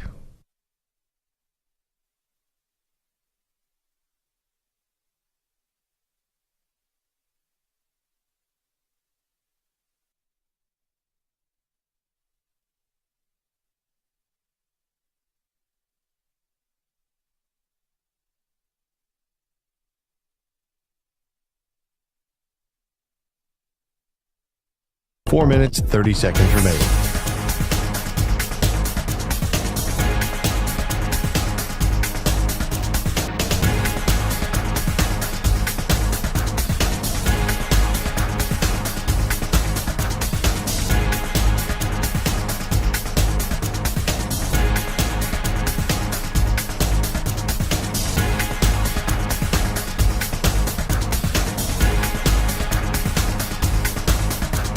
Four minutes remaining.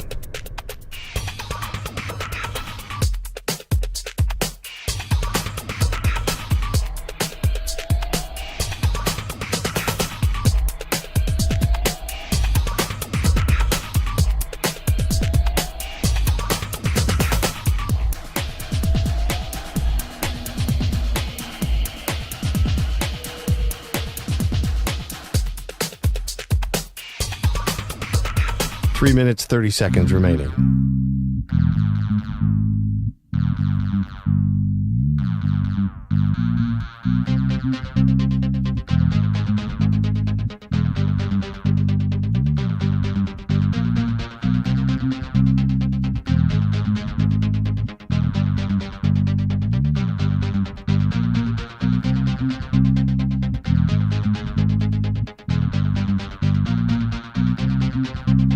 3 minutes remaining.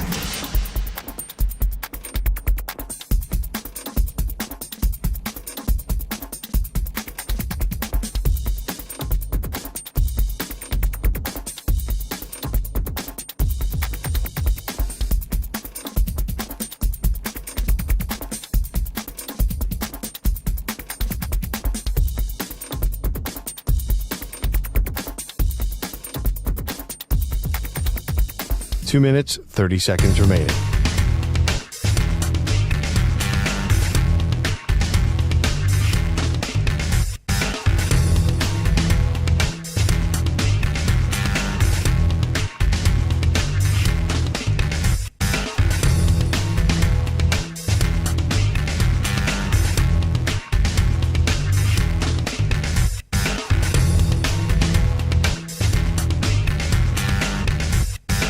Two minutes remaining.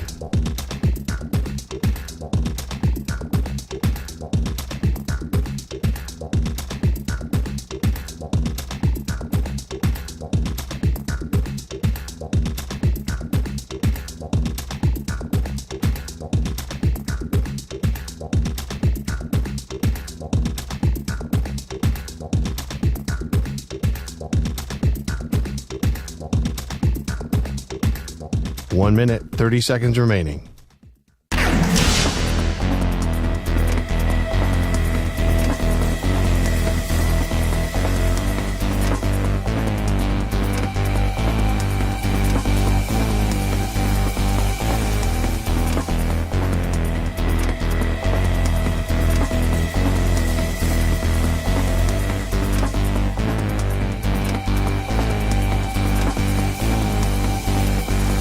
One minute remaining.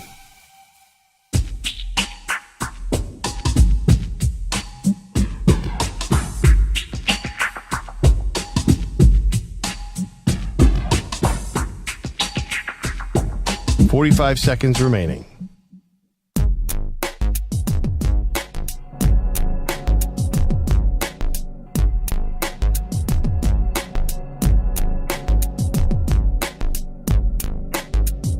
.30 seconds remaining.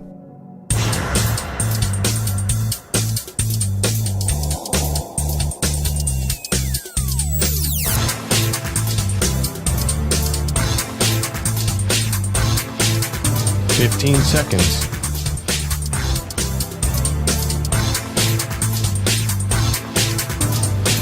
Break ends in 5 seconds.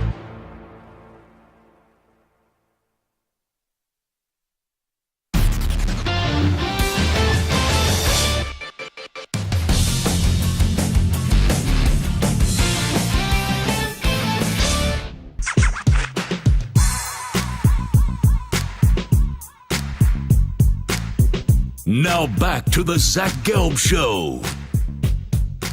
All righty, this is Zach Gelb Show on CBS Sports Radio. Appreciate Gregg Williams joining us a few moments ago. You can stream the NFL on Westwood One for free, sponsored by AutoZone all season long. You can listen to every Westwood One broadcast of the NFL live on the NFL app by asking Alexa to open Westwood One Sports, or on the Odyssey app. Get in the zone, AutoZone.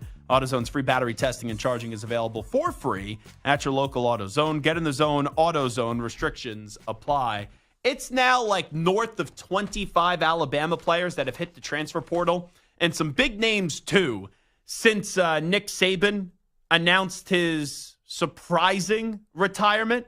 Like, we knew that Nick Saban was towards the end of his career, but I thought he was like teeing off on 16 or walking up the 16th fairway. I didn't think he was walking off the 18th green and was about to go to the clubhouse after that Rose Bowl loss up against Michigan. But Julian Sayin, who was the early enrollee for the class of 2024, five-star quarterback, he is already hitting the transfer portal, and there's a mass exodus of Alabama players since Nick Saban has walked away. I think we got to be careful how we talk about this, because I think a lot of people right away will say, this means Kaelen DeBoer is going to be a disaster. This means Kaelen DeBoer isn't a good recruiter, blah, blah, blah. I think you got to understand the business side of it, because everyone looks at Alabama, right, as it's big, bad Alabama, they have all the resources. And I'm not saying cry poverty for Alabama, but Dan Wolken, who's all over this stuff when it comes to college football, he did point out, and he pointed this out last week. This is a tweet from him. One thing I've learned is that Alabama's NIL program is not set up to be a great operation for the next coach. It was set up to rely on Saban as the draw. Without him, it's going to take some work to get the money flowing the right way as some of Bama's competitors. So that was pretty much the gist of the Dan Wolken tweet. Now, I do think it was interesting where, was it 2 years ago? Yeah, it was 2 years ago, where you almost had Jimbo Fisher and Nick Saban, the old coach at A&M, Jimbo Fisher, now the old coach at Alabama, and Nick Saban almost throw down over NILs and collectives because Nick Saban was at a small business conference, Alabama Small Business Conference, and he was basically imploring by taking shots at A&M and saying, oh, well, we know how they get all their money. He was basically indirectly saying, we need you guys to come to the table and support Alabama athletics. So I do think Kaelen DeBoer could have a lot of success at Alabama. He's not, like, here's the hot take. He's not going to win 6 national championships, but this guy has had fewer talented names in his previous roads, and everywhere he's gone, now I get it, it's an uptick in competition when you go to the SEC, but everywhere he's gone, from Sioux Falls to Fresno State to then Washington this past year, getting to a national championship game, this guy's been a winner. This guy's had a winning culture. Now, it isn't easy replacing Nick Saban at Alabama, but it is interesting to me just to hear the way that people are talking about Kaelen DeBoer right now. And because you have north of 25-something players hitting the transfer portal and they're big names, it's almost as if everyone's already saying, DeBoer is doomed to fail from the start, which I would vehemently, and I mean 1,000% vehemently disagree. And you know what? I actually like now that Alabama's getting questioned. And I like that, it's big bad Alabama, and now they're without their leader and Nick Saban, and no one could walk into that job and have success. Well, how are you defining success? DeBoer's eventually going to have to win a national championship at Alabama for this to be viewed as successful. But in the immediate world, he just has to make the playoff next year. I really do believe, and hey, when you're in the penthouse and then you're not delivering the penthouse service as you've been used to for the last 10 to 15 years, maybe I am misportraying and miscalculating the fan base. But if you are a logical fan, which can be a little hypocritical, can be a bit of an oxymoron, I would think that first year off of Saban, even when Saban last year did not have a great team and was able to get him into a top 4 spot, and now how many people are leaving? When you move the playoff to 12, you just got to be in the playoff. And if you just get in the playoff this year and get in the 12-team playoff, I don't think people are going to be calling for your job. And everyone calls for people's jobs now, but I'm talking about the administration isn't going to be thinking, maybe we made the wrong hire.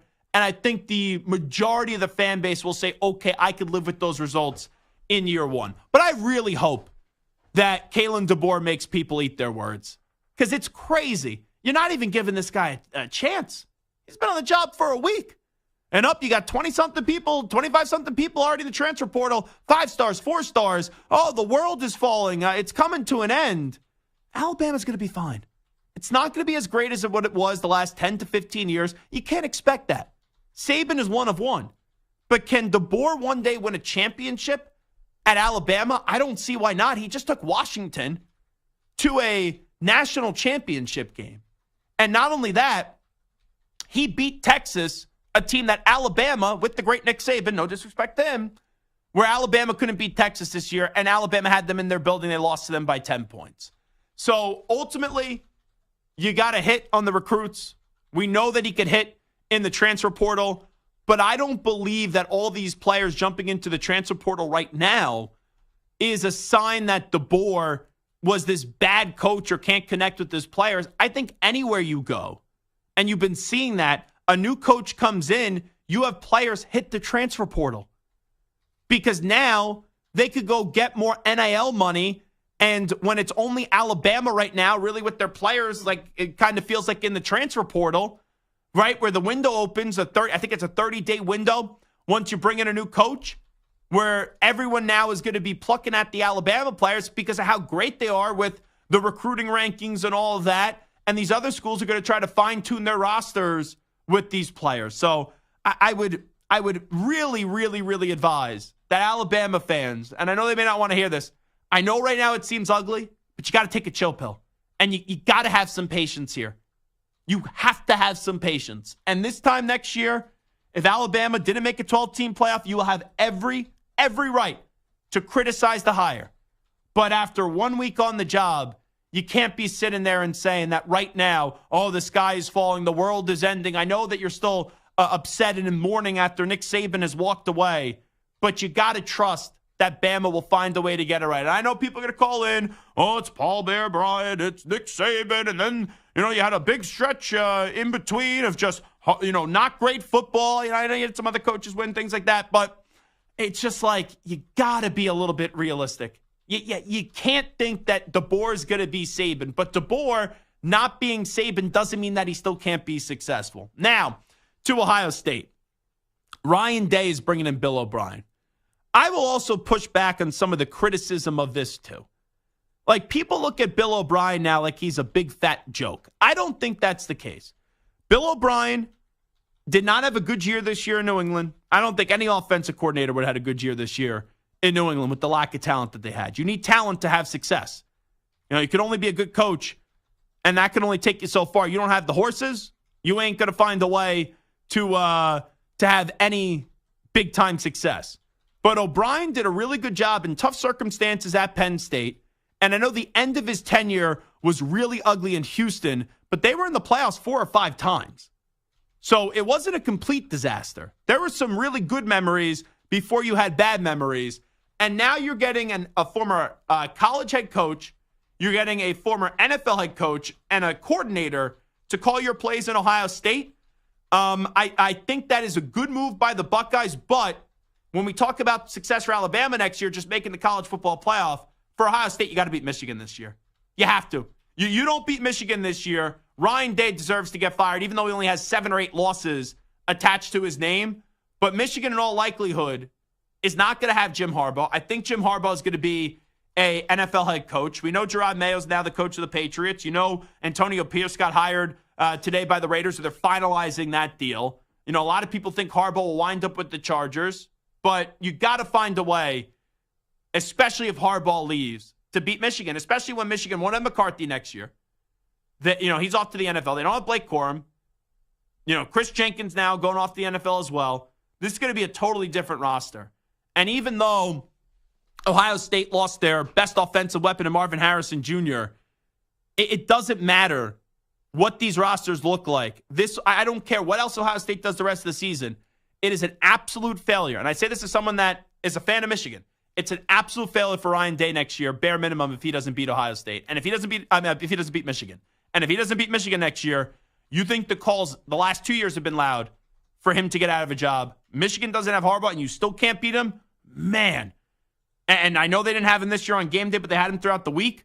But you lose another 4 straight years to Michigan. I don't see you could justify keeping Ryan Day as the head coach. So they're going to try to fix this offense with Billy O'Brien, and you do have Howard transferring in as the quarterback as well. All righty, this is Zach Gelb Show on CBS Sports Radio. We'll come on back. We got some questions. We got some answers. Do onside, offside when we return. Update time first, though. Here's the Act Man, Rich Ackerman.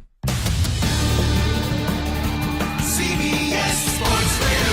Sports Flag. Well, the Raiders didn't hire their interim coach the last time they had the opportunity, and it didn't work out so well. They weren't about to take a chance they'd make the same mistake twice. They're reportedly lifting the interim tag from Antonio Pierce, who gets the job full-time. He went 5-4 after taking over and won over his players as well. The San Francisco 49ers have been to the conference championship game in each of the last 2 years, only to come up short. Perhaps the third time will be the charm. They'll play for the right to host the game next weekend. But first, the Packers await tomorrow night. Brock Purdy was hurt last year in the conference title game. He's healthy now and is coming off a season in which he had the best passer rating in the conference. However, even Purdy had to be impressed by Jordan Love's performance last week. Everyone respects him. I respect him, obviously, for what he's done and just the situation that he's been in, playing behind Aaron for a number of years and then coming in and sort of proving to himself and everybody like who he is. The first game of the day tomorrow features the Texans and Ravens in Baltimore. The Bills don't play until Sunday. They ruled out Gabe Davis for a second straight game, but Stephon Diggs is off the injury report and will play. Josh Hader gets a 5-year deal from the Astros, reportedly worth $95 million. I'm Rich Ackerman. Hey, it's Amy Lawrence. Be sure to listen to CBS Sports Radio at home. Just ask Alexa to play CBS Sports Radio. CBS Sports Radio.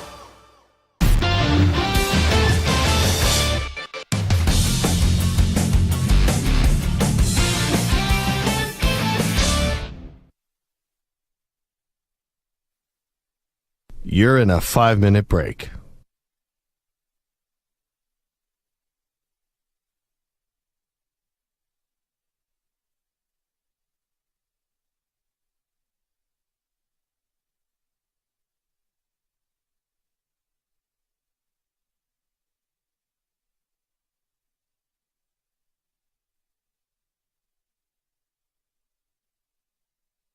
Four minutes, 30 seconds remaining.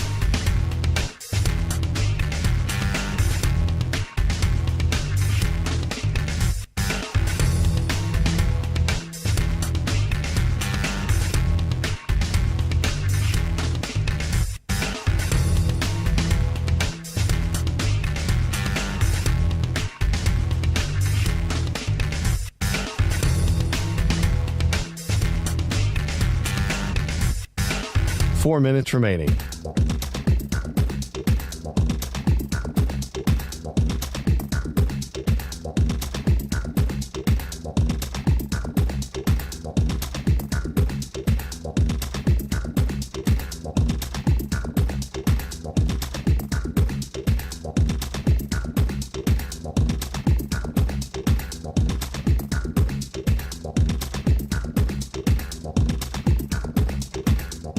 Three minutes, 30 seconds remaining.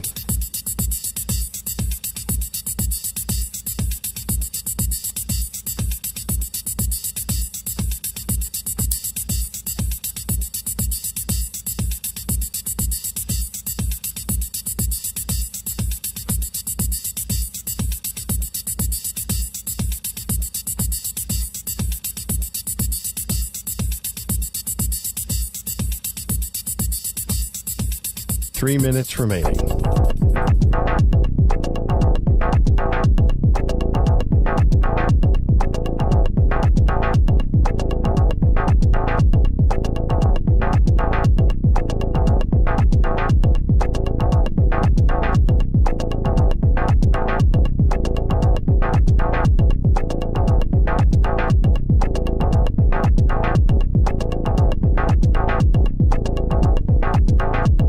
Two minutes, 30 seconds remaining.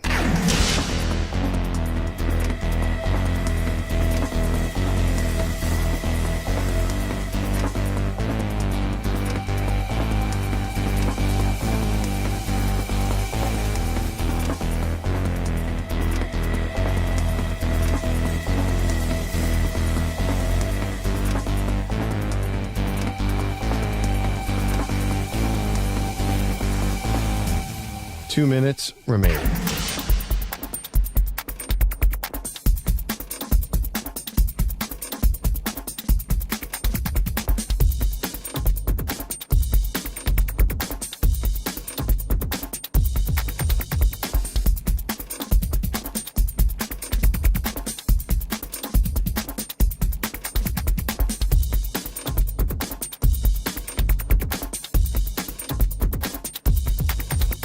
One minute, 30 seconds remaining.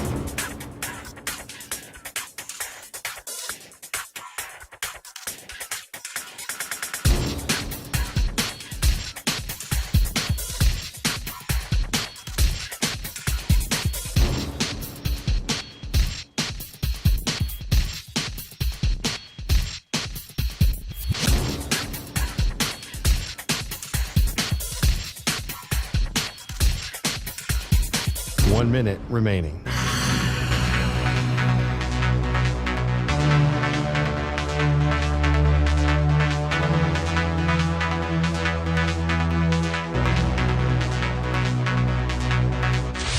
Five seconds remaining.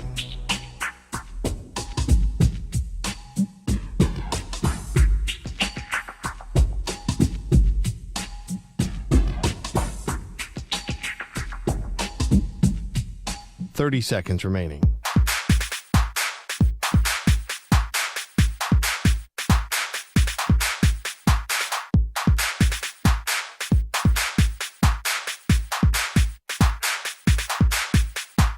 Seconds.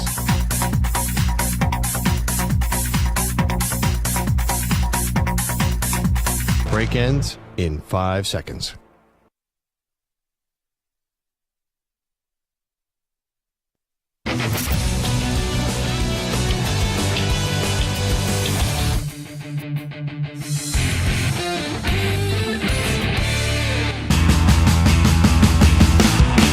Zach's taking on the most polarizing issues in sports.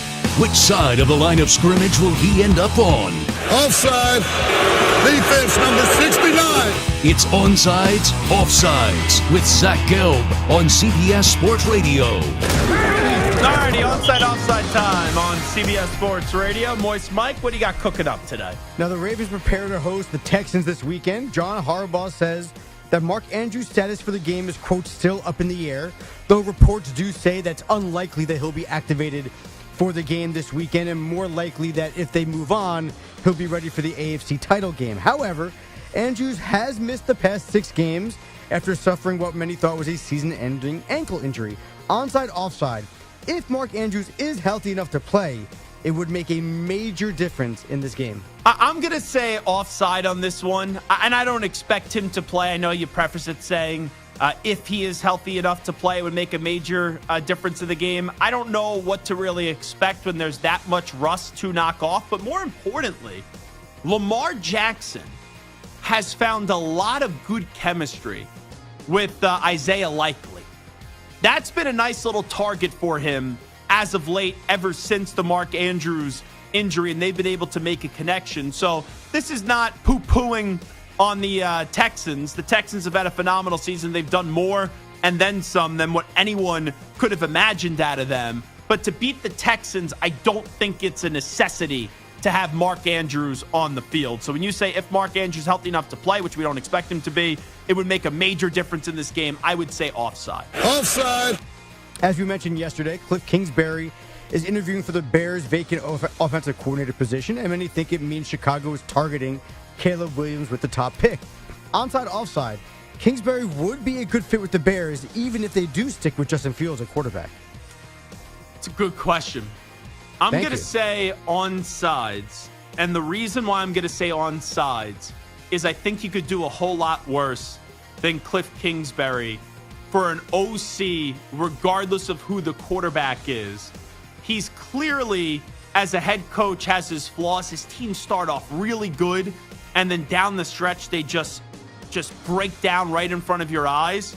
But you got to remember, Matt Eberflus is being retained as the coach. But I don't think there's an extension being given to Matt Eberflus. So it does shorten the list of guys that you could actually realistically get. Like, if you're a hot offensive coordinating name, most of the times you do not wind up with a coach that is on the hot seat. And Eberflus exceeded expectations this year, found a way to maintain his job for another season, but I don't believe that it's a lock that Matt Eberflus is going to be the coach of the Bears next year. It also kind of feels like with the Bears, they'll trade Justin Fields, they'll get Caleb Williams, they'll underachieve next year, and then they'll probably, this time next year, be hiring a new head coach and another offensive coordinator, and then it will be the second head coach and offensive coordinator that Caleb Williams would have. So I do think Kingsbury is a good fit for the Bears because of the circumstance that they're in, regardless of that means if Caleb Williams is going to be the quarterback or not. So I'll go on sides of that one. I would like this hire. I think it's fine where their head coach is at right now. Now, the Bills got some bad news as Gabe Davis will miss another game, and safety Taylor Rapp was also ruled out for the game this weekend against my Chiefs. Let's go, Chiefs. Second-year wideout Khalil Shakir. Let me tell you, I wish we had a camera on Stu. When you say my Chiefs, and Stu kind of just gives you this dirty look, and it's not just because he's a Raiders fan. It's because Stu has been beaten down and tortured by his Raiders team. And he has been a good fan. And he's not done that slimy move that Slimy Santa has done, where all of a sudden he's just going to jump off the Jets bandwagon and the Jets plane and go to another team. And Stu gets so annoyed that now you get to adopt a winner when he's just being a true loyal human being. Stu likes the Raiders, the Lakers, the Irish, and the Yankees. Stu has nowhere to go talking to me about picking winners. All right? Raiders are the biggest loser in NFL of my lifetime. Whatever. And Notre Dame has not won a national championship, since I've been born. Stu hasn't had a good Notre Dame moment since the tush push. The other two I'll definitely give you. the bush push. Yeah, the original tush push, that was the bush push. Listen, at least my teams are mostly New York-based. Rangers, Jets, Yankees, right? So at least I have a New York-based love because that's where I was born. Yeah, but like you abandoning, you can't do other sports here.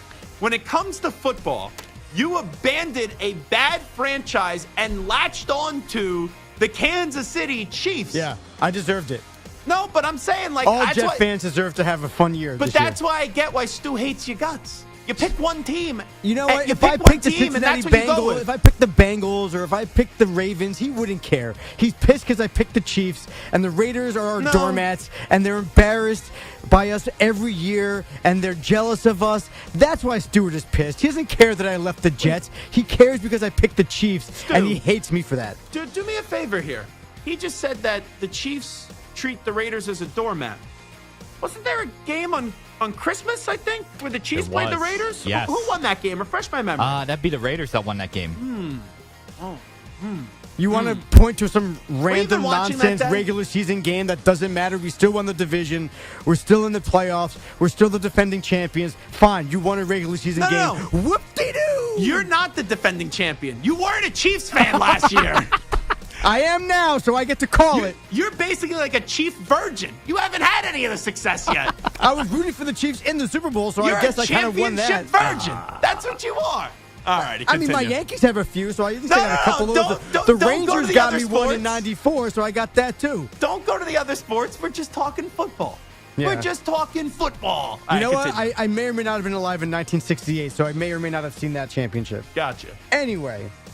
So probably don't even know if Bobby Bell is. Let's get back to Khalil Shakir will take over the role as Josh Allen's number 2, amassing just 100 fewer yards during the regular season than Gabe Davis. So onside, offside, Gabe Davis missing the game will be a huge factor for Buffalo against my Chiefs. It is a factor, but I'm not saying it's a huge factor because they weren't with him last week. I will go offside. This is coming down to Josh Allen just being a force to be reckoned with and running through anything in front of him to go get this spot in the AFC title game. So it is a loss, but I'm not going to say it's a huge loss because they've been pretty much preparing all week that they wouldn't have Gabe Davis. So I will go offside. Offside. Now, while Kyle Shanahan has been to 3 NFC title games in the Super Bowl. Bills by $1 billion this weekend. His friend and opponent this weekend, Matt LaFleur, has been to 2 conference title games and has the Packers rolling. So onside, offside, despite Kyle Shanahan's incredible history so far, you have more faith in Matt LaFleur this weekend than you do in Kyle Shanahan. No, I'm going to go offside here because the 49ers have the better team. Not with the team, just which coach do you think will go into it and do a better job and outcoach the other? I'm not talking about what the team does on the field. Which coach do you have, have more faith in doing things correctly? It plays a factor. Like Kyle Shanahan has coached the crap out of his team for the last few years. I don't see how he's going to coach at this horrible level where the Packers end up winning the game. I just don't see it. So, I'll have more faith in Kyle Shanahan over Matt LaFleur, and that's not taking anything away from Matt LaFleur. He's done a sensational job down the stretch with Jordan Love. But I can't sit here and say I have more faith in Matt LaFleur this weekend than Kyle Shanahan. And I'm not even the biggest Shanahan fan in the world. I've been critical of him at times through the last few years. But I'll take Shanahan over LaFleur. So offside. Offside.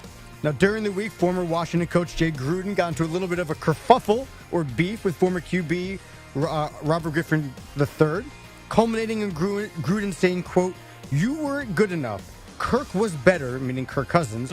"Cleveland didn't want you. Baltimore didn't either. Quit blaming me." Now, we all know about RG3 and his knee injury, how Mike Shanahan put him in the game when he probably shouldn't have, tore his ACL, and it kind of derailed his career. Yeah. So, with that being said, onside, offside, RG3's career was derailed more by irresponsible coaching rather than his own abilities or lack thereof. So I know Jay Gruden, and I know Robert Griffin III. When you say that RG3's career was derailed more by irresponsible coaching rather than his own abilities, well, this is saying that it was Gruden's fault. Is that what this question is saying? Not just Gruden, Shanahan too. Because here's the thing. It's tough for me to pick a side here because I don't think Gruden messed up RG3. It was Shanahan because he put him back on the field. And then I think Kirk Cousins was better than RG3. And Kirk Cousins outplayed RG3. But RG3 was at such a high level before the injury occurred from Mike Shanahan. So I guess if I had to pick one or the other, I would say it was more irresponsible coaching. But that's not me taking a shot at Jay Gruden.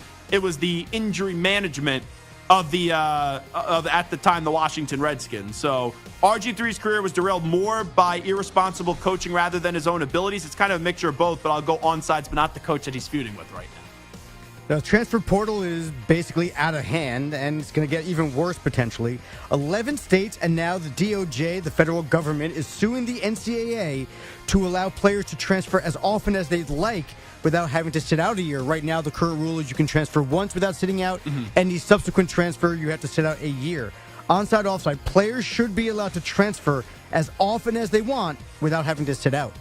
So I think you could set up the player to fail because it's why are you then transferring? But I have always been pro. When you are in college and you don't like a college that you're in, I'm okay with you making a big boy decision and leaving, and you have to live with the consequences, both positive and negative, that do occur from that. So I would say on sides, players should be allowed to transfer as often as they want without having to sit out. Now, do you think that it's good or bad for college football that we've basically had this like free agent frenzy in the transfer portal? We're seeing coaches getting driven away. Forget about the NIL. I'm just talking about the transfer portal. Do you think it's good or bad that while it's great for the kids, do you think it's great for the sport? It's not great for the sport, but I'm not going to complain about it because coaches leave jobs all the time and they go take new contracts and they make promises and they don't follow through on their promises. It's business. It's part of life. College football is a business. And for years, illegally, that was the only way college kids could get a chunk of the pie when everyone else was feasting. So I'm not going to fault college kids now for utilizing their rights in transfer portal and also benefiting off their name, image, and likeness.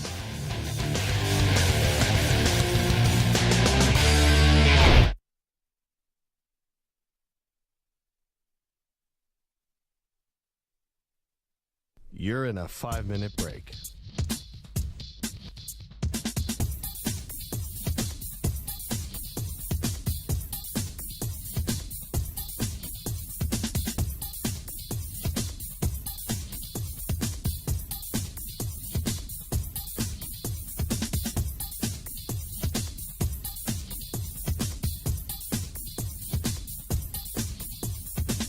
Four minutes, 30 seconds remaining.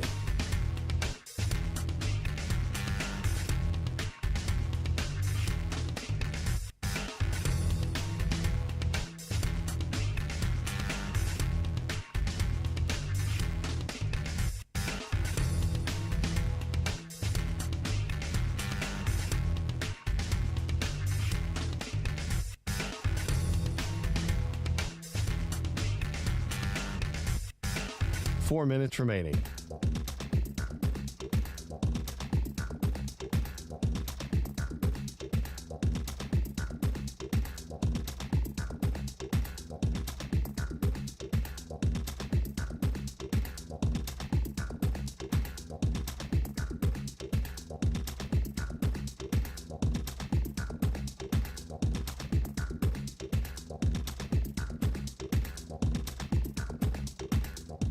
Three minutes, 30 seconds remaining.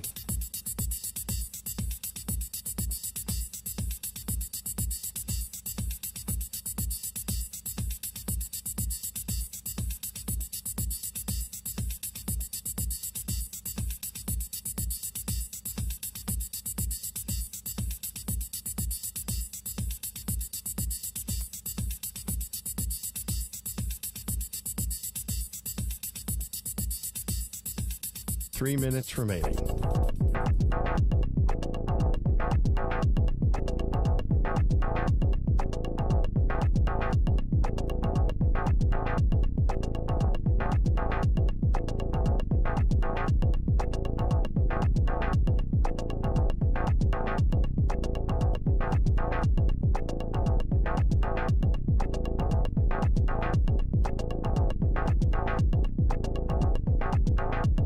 Two minutes, 30 seconds remaining.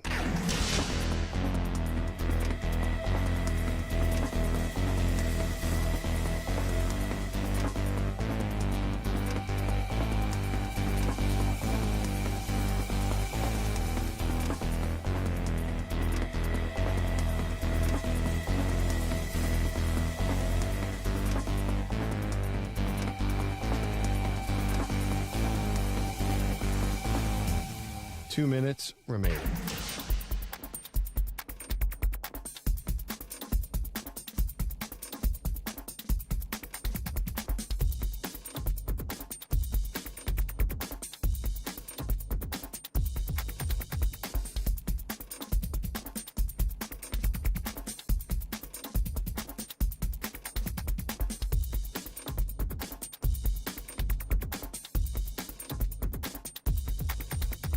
One minute, 30 seconds remaining.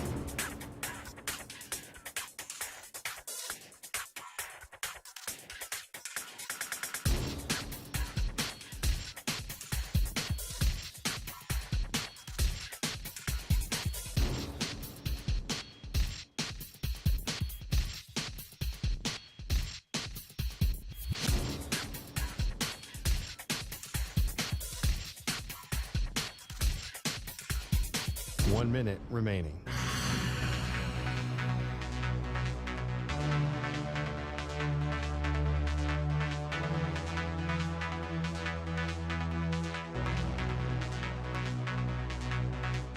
Forty-five seconds remaining.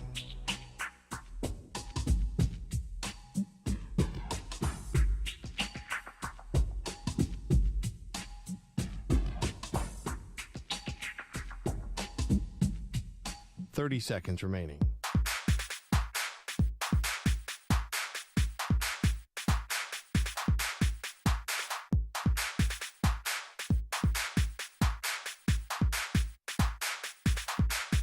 Fifteen seconds.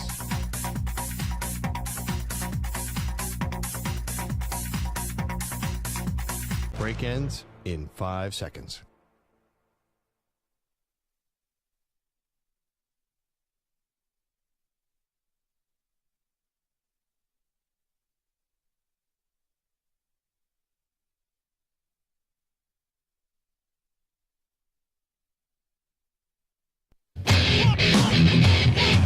He's live. He's nationwide on CBS Sports Radio. This is the Zach Gelb Show.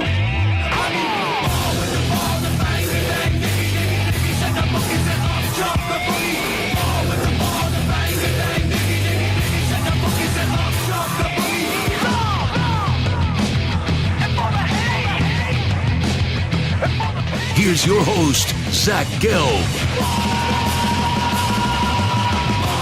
All righty, rocking and rolling. It is the Zach Gelb Show, coast to coast on CBS Sports Radio. Divisional round style, Football Friday. 8 teams remain after this weekend. We'll be down to 4. Texans and Ravens, Packers and 49ers, Bucks and Lions, Chiefs and Bills.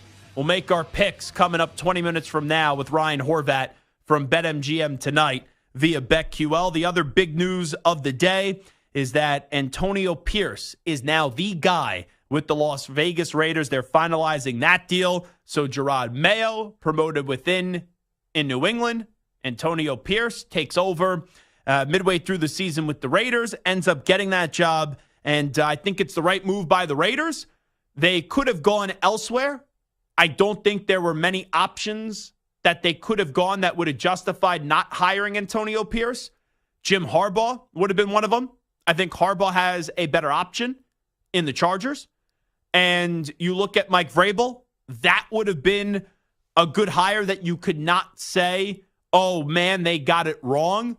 But this shows a lot of growth from Mark Davis, where 2 years ago he had an obvious decision. Rich Bisaccia guided that team through a lot of bad times, and they made the playoffs. They almost defeated the Bengals in that playoff game, but Derek Carr has his limitations. And now you take a glance at the Raiders 2 years later, McDaniels was a failure, and then boom, now you are sitting there with an improved football team, a football team that still doesn't have an answer at the quarterback because it's not Aiden O'Connell. It is not Jimmy Garoppolo, even though you still owe him money, and he's, in all likelihood will be on this roster next year. But you needed to find a way to make Max Crosby happy. You needed to find a way to also make Davante Adams happy, and this hire has to do that. Because those are really the two guys. And I'm never saying Max Crosby was upset, but Max Crosby was someone that was really pushing and even said he would request a trade if Antonio Pierce didn't get the job. So, on the other hand, it was kind of like, all right, Davante Adams is going to request a trade, you would think as well. But you really saw it with Davante Adams, with the way that he carried himself on the sideline. The moment McDaniels got let go, got fired, it was just an instant attitude change from Davante Adams. And I don't blame Davante Adams because Josh McDaniels, the head coach, is just an unmitigated disaster. And that's me putting it as politely as I can on a Football Friday. And I think it was Adams who was the one that was handing out the victory cigars as well. So that gets him all fired up. Stu, let me ask you this because you're the Raider fan on the show.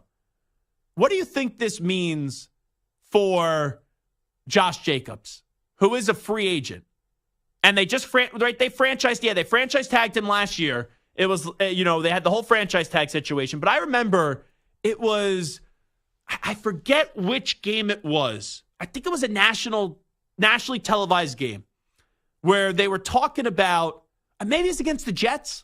I think it was the Jets where they were asking, was that a Thursday night game? That was a Sunday or Monday night game. Okay. But it was nationally televised. It was national televised, it was a primetime spot. And I remember they were talking to Antonio Pierce, who was at the time, he was the interim head coach. And they said, what do you want the identity of your football team to be? And he talked about, we want to run the football with Josh Jacobs.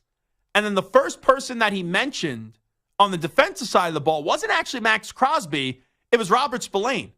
So with the comment that he gave Josh Jacobs, and also the Raiders right now don't have a general manager.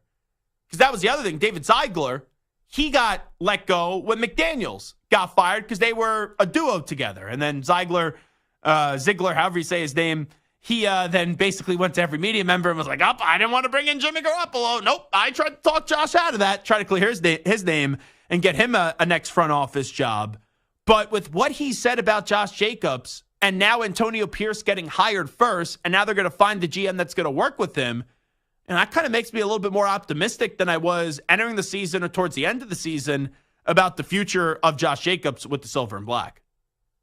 Yeah, with a whole new regime, I think it changes. Because with that old regime with McDaniels and Ziegler, I think they were clearly not keeping him. He was going to be gone after either this coming year or franchise tag him one more year and then gone. Yeah, I think because they didn't prioritize running backs. No, because McDaniels, you got to remember where he comes from, New England. Right. From Antoine Smith to Kevin Falk to Corey Dillon, right? You go through all the run. Lawrence Maroney, Stephen Ridley, Shane Vereen. Like, you could just go down the line of all the running backs that they've had, and I'm probably missing about 15 others as well.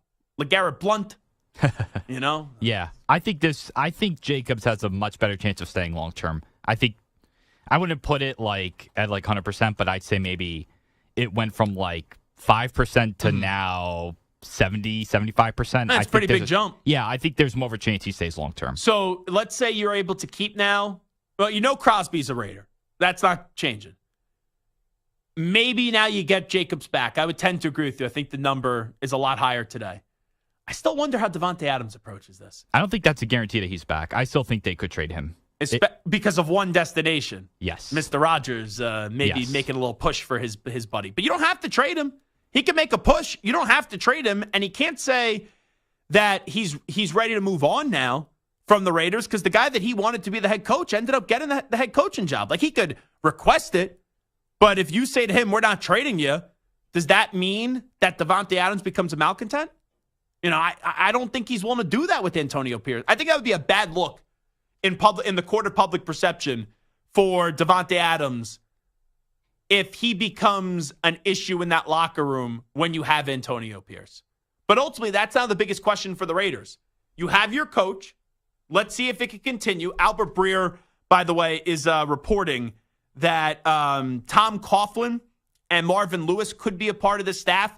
One thing I've heard with pivotal to new Raiders coach Antonio Pierce's candidacy, he was clear that he knows what he doesn't know and plans to bring on top football people to cover his blind spots. According to Albert Breer, names like Marvin Lewis and Tom Coughlin were raised to cover the experience gap. So, Coughlin is an interesting name because when he was in Jacksonville, he did not adapt to the times in terms of the my way or the highway stuff is very tough to do now with an athlete now in the year of 2024. And Marvin Lewis, right, Antonio Pierce, right, played for Tom Coughlin with the Giants. Marvin Lewis, they worked together at Samter Renault, Arizona State, when Herm Edwards was coaching the Sun Devils. Samter is doing the Sun Devils sign, so that's why I called Herm Edwards Herm Devils there for a second. So I think this is a good day for the Raiders. I put it this way, Stu. Let me see if we could think the same way here. What's the one word how you describe this day for the Raiders? Because I have one word that comes to mind right away. Relief. Okay. I would say encouraging. This is like the first time in a while where I could be encouraged about what the Raiders are doing. Now, ultimately, they got to hit in the draft, and they got to hit the quarterback. That's the big thing. Do you think they have to take a quarterback this year? Because that's the other part of Davante Adams' conversation. You just didn't have a quarterback for him this year after moving on from his BFF and Derek Carr, and it was time to move on from Derek Carr. You just didn't have a great plan in place after that. I didn't think they should have brought in Jimmy G. Aiden O'Connell, you can't tell me he's a franchise QB in the NFL. I think they almost now are pressured to go maybe move up in the draft and go get a quarterback. Like, they're in at 13. We've seen teams move from outside the top 10 into the top 10 to go get that quarterback. And you're going to have three big names right at the top in Williams and May and not Michael Penix Jr., Jaden Daniels. Those are going to be the first three quarterbacks off the board. Yeah, I think they have to take one or get one, whether it's a Justin Fields or a Cousins or something. Those probably aren't as likely than drafting one, but I definitely think they need to draft one, even if it's like a Michael Penix in the late first, early second or something like that. But I think they have to come in with a different quarterback because O'Connell and Garoppolo, that combination. Will Jimmy G be on the roster next year? I'm looking at the dead cap number. I know you can move around the dead cap number now, and it's not as concrete and set in stone as we once thought it was. But there's still 2 years on that, 3 years on that contract. No, 2. 2024, 2025. He's a free agent in 2026. And the dead cap next year is $28 million. Is Jimmy G on this roster next year? Because if you say he is, you can't get Kirk Cousins. Right. There's no way. Maybe Russell Wilson, but do you want to go with the uncertainty of Russell Wilson? He takes a cheap deal and stays in the division and tries to stick it to the Broncos and Sean Payton, but they just paid him a ton of cash, so maybe you're going to get Russell Wilson on a cheap deal. I think it's tough to bring in a free agent or someone and Russell has to be made available, but we all expect that. I think it's tough to go that way.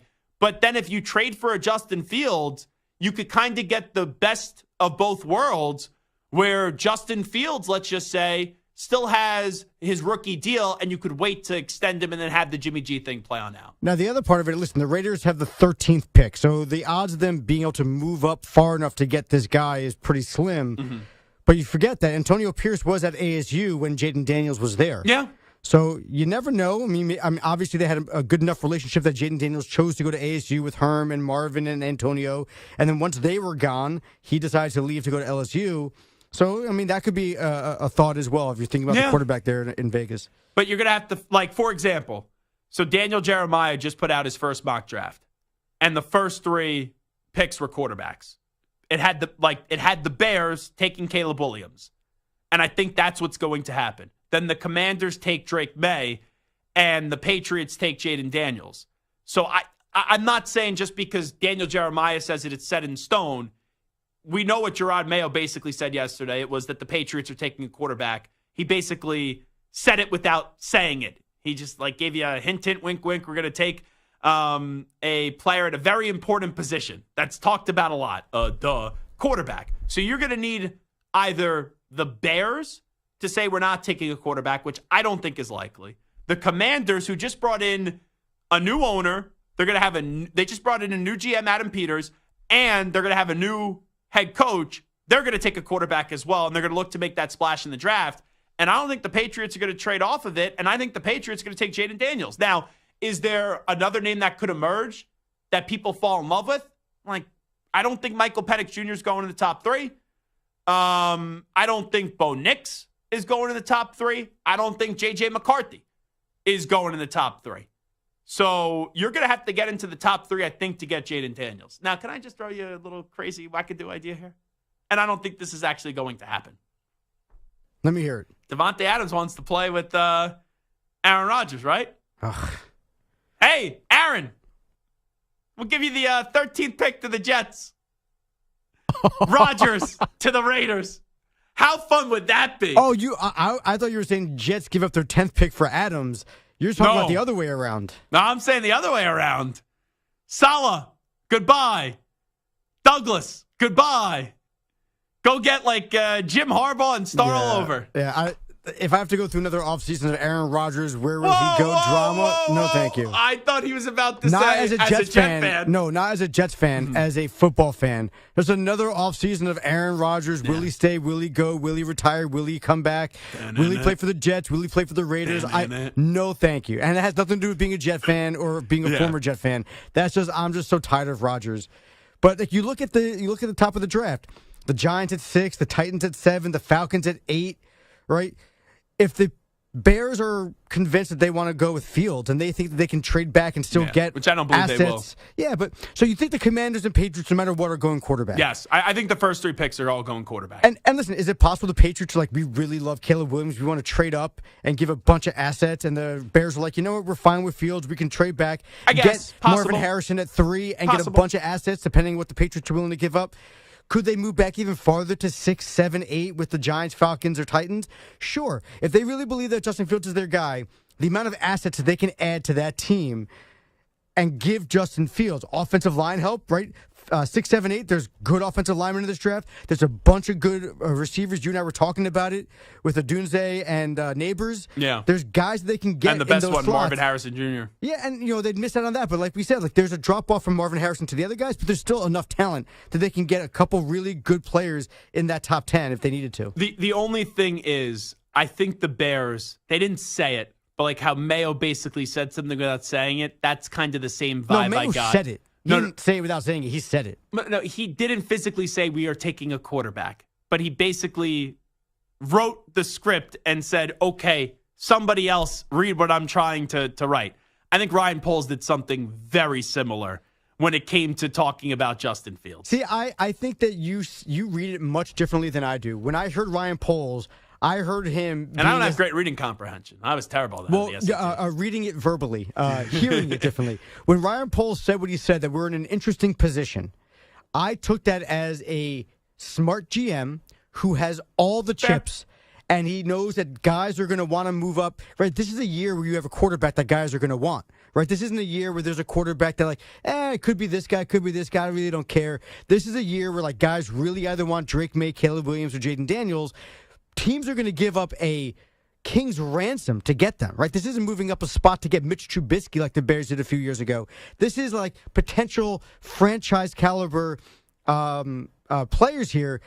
Ryan Poles is saying things, they might not know what they want to do yet, but at the very least, they know that they have so many options at their disposal. I don't think that they've played their hand yet. I think the Bears don't know what they're going to do yet, and they realize that whatever's best for our team is, if the best thing for our team is keeping Fields and getting a ton of other draft picks and getting all these other great first-round picks in, then so be it. If the best thing for our team is getting Caleb Williams, then so be it. We also have the 9th pick. Now, I say this as someone that's been pro keeping Justin Fields for the Bears.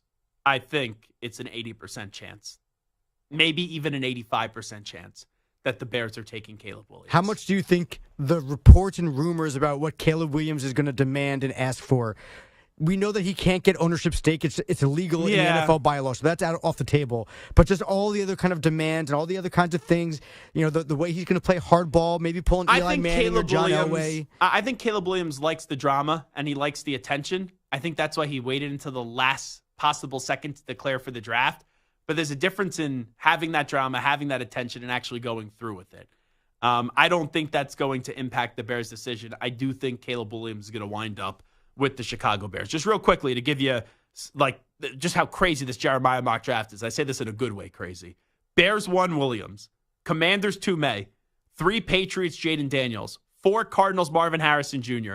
5, Chargers, Roma Dunze, the wide receiver out of Washington. 6, Giants, Malik Neighbors out of LSU. Joe Alt, the offensive lineman out of Notre Dame, in at number 7. You have Dallas Turner at 8 to the Falcons. That's the edge rusher out of Alabama. Jared Verse, who's a great edge rusher out of Florida State, to the Bears at 9. And then you have an offensive lineman out of Oregon State going to the Jets in at number 10.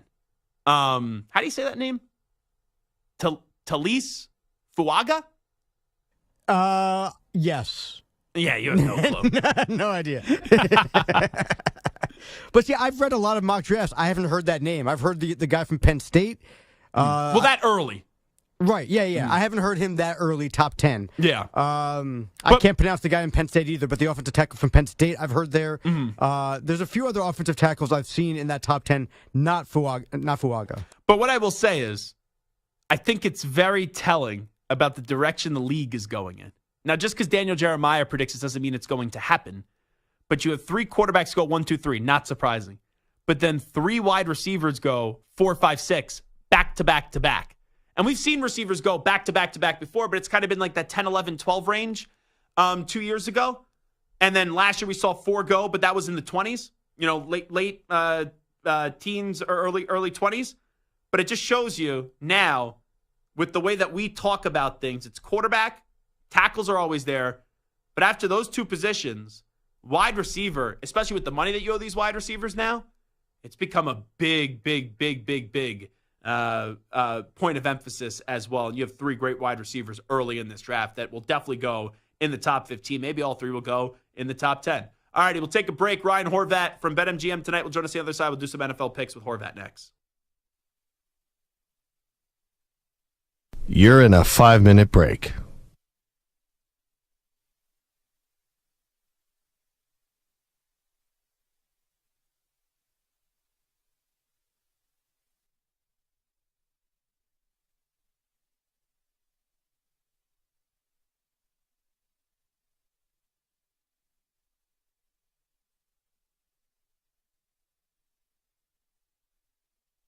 Four minutes, 30 seconds remaining.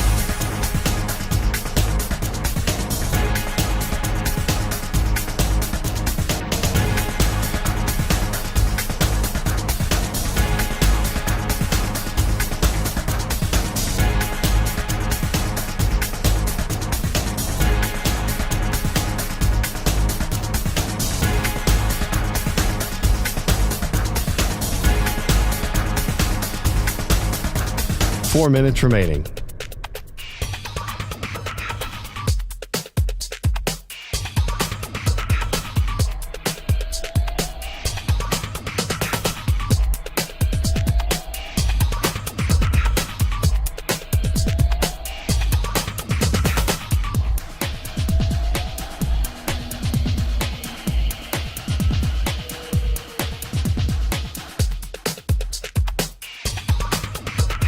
Three minutes, 30 seconds remaining.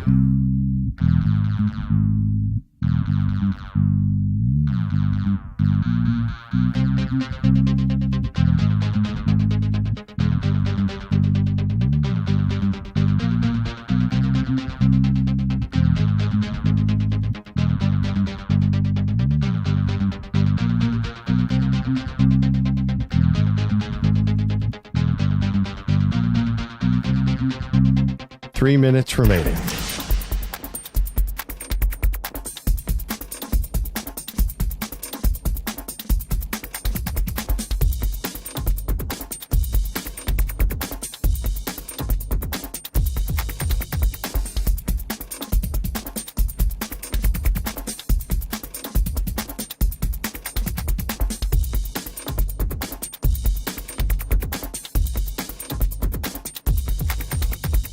2 minutes, 30 seconds remaining.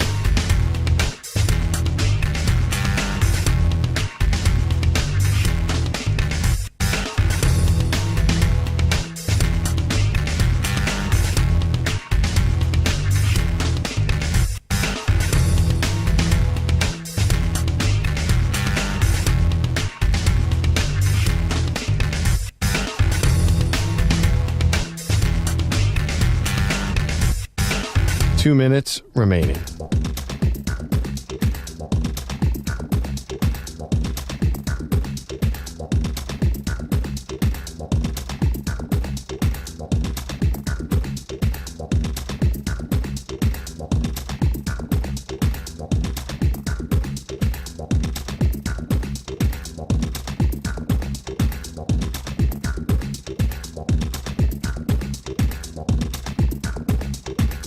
One minute, 30 seconds remaining.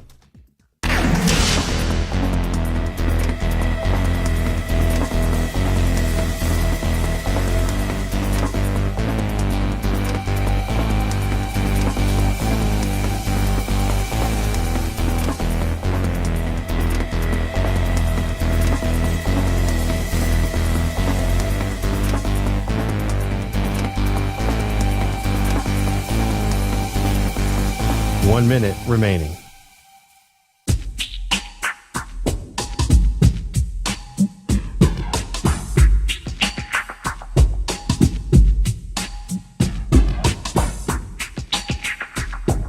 .45 seconds remaining.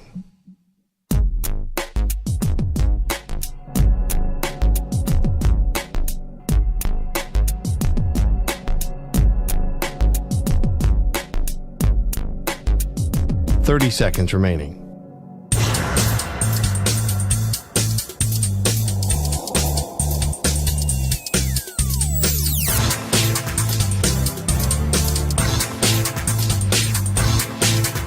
.15 seconds.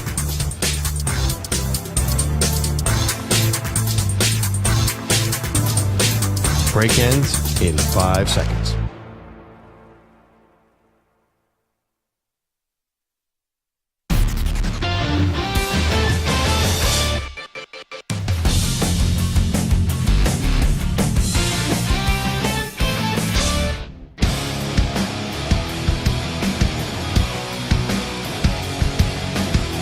Now back to the Zach Gelb Show. All right, it is a Football Friday, divisional round weekend. Getting ready for the games coming up tomorrow. We got the Texans, Ravens, Packers, 49ers, and then on Sunday, Bucks and Lions, and the Chiefs and the Bills. Last weekend, Horvat went 3-3. I went 3-3 on Wild Card Weekend, so fine results. Someone DM'd me and said, your picks suck ass. And I responded to that person on DM, and I said, it's not even the right term. They were actually pretty average last week when you go 3-3. I also got a late night tweet about Ryan Horvat at like 1 a.m. And I forget who it was, some listener. They tweeted me saying, Ryan, you need to correct Gelb on how he says Horvat's last name. And I've known Ryan now for like 4 or 5 years. And we've done countless hits on radio shows when he co-hosted with Bart Winkler, here on CBS Sports Radio, on the weekends for Eye on Football. And I always thought I was saying your name correctly. So have I been saying your last name, Horvat, incorrectly? You have, but, I don't want to come on your show and correct you. I'll have some guts. So, here's how it goes, though, all right? So, we pronounce it Horvat. But Horvat? even back home in Chicago, see, like half of my family Slovenian, half of my family Croatian. So, actually, the Croatian side, there are Horvats. So, growing up... So, your whole family doesn't even know how to say your last name. It's a tough name, man. So, growing up, I heard it so many different ways that I just stopped correcting people. And if, anybody's in the same ballpark even, I just give them credit, man, and I just move on. So I respect what people want their name to be pronounced. You're saying it's one more time. How should I pronounce this correctly? Well, see, I kind of like the way that you say it, though. So you like Horvat? Yeah, let's just stick with it. But you want Horvat? Well, that's the proper pronunciation. Yeah. But depending on which side of the family you ask. Yeah, and so you basically I just told me you like one side of your family more than the other is what you just told me. Yeah, I like my dad's side a little bit better. They have more money. Christmas has always been better over at my dad's side. Ryan Horvat here with us on CBS Sports Radio. I'll probably mess it up and get neither right. Let's get the NFL music underway.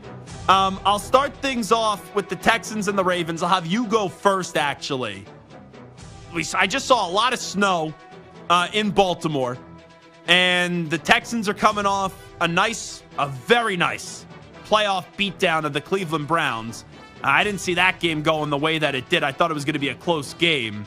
But the Ravens are now a 9.5-point favorite. Looks like they'll have Dalvin Cook for this one. Looks like they won't have Mark Andrews. Do you lay the number with the Ravens?